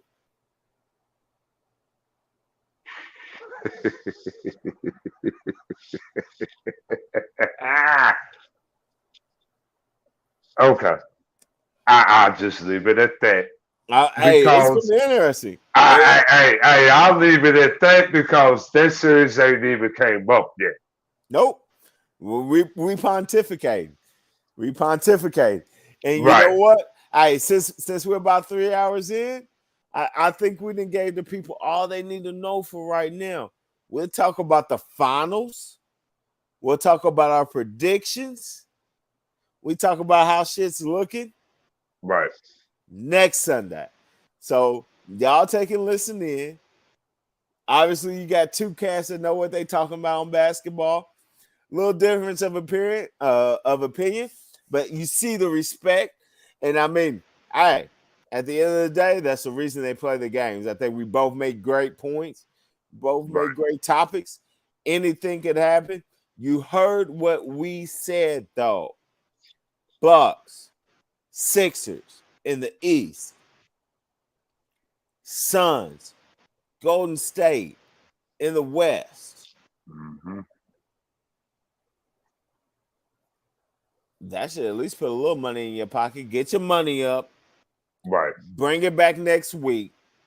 Right. We'll give you the rest of the keys to the city. And we'll tell you if Yeah, we just sat back. We just sat back and lost a couple people. J Wall, Chris, where they at? Man, they done bowed out and went to sleep, but we still here because the shop don't stop until we say it stops. And so guess what? KD, man, appreciate you sliding through, talking to NBA with me, man. Always a pleasure having you, man. Mm-hmm. And man, you know, it's always good talking that basketball talk, man. We got to link up on the courts, man. Your boy gonna get back. Hey, man, don't get it twisted. Don't get it twisted. Don't let the Baron Davis physique fool you. The kid's still a bucket. Always been a bucket. Still a bucket. And all right, we'll get there. We'll get there when we get there. That's it. We're gonna get on them courts, man. We're gonna show these young whippersnappers how it's done. But hey, man, they don't want to listen to us anyway. They don't know what the fuck they talk about the damn self. Hey, guess what though? Guess what? Once they get that 24, they can go sit on the floor. And then when they hit the floor, catch 20 flow and go sit on the floor. That's exactly. That's right. how I run it. But yeah, man, appreciate you sliding through, man. Talking that talk, man. It's always good talking basketball talk with you. Man, we're still sending a shout out to the rest of the crew. Godfather, he slid through earlier. He dipped out, man. He out there getting that bag. We all getting the bag, man. You know, that's what it's all about, man. So shout out to the Godfather. Shout out for Chris, a.k.a. Apocalypse. Monday night mayhem. We're gonna switch it up a little bit. It's not live, it's pre-recorded, but you know it's gonna be fire. Check out that video tomorrow night. And shout out to the mastermind on the switchboards, ones and twos. You know, he got that creep in him, so he probably still lurking. He just ain't talking. But shout out to J Wall the Don, the mastermind, bringing it all together under Blurred J Minds Wall Media. in the building. You know it, under the Blurred Minds Media umbrella. And in case you didn't know, I don't know why you didn't know, It's your boy, Big E, Easy E in the house.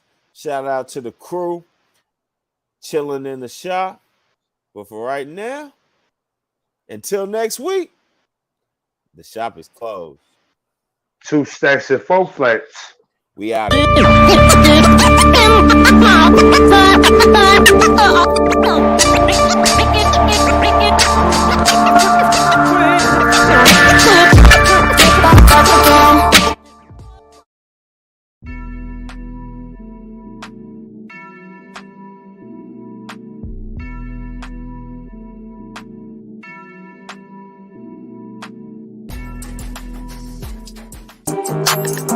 I look like stressing, I be finessing, Dolo in my section, built like a blessing. Fuck, I look like stressing, I be finessing, got my muscle flexing, my money stretching. Yeah, anxious.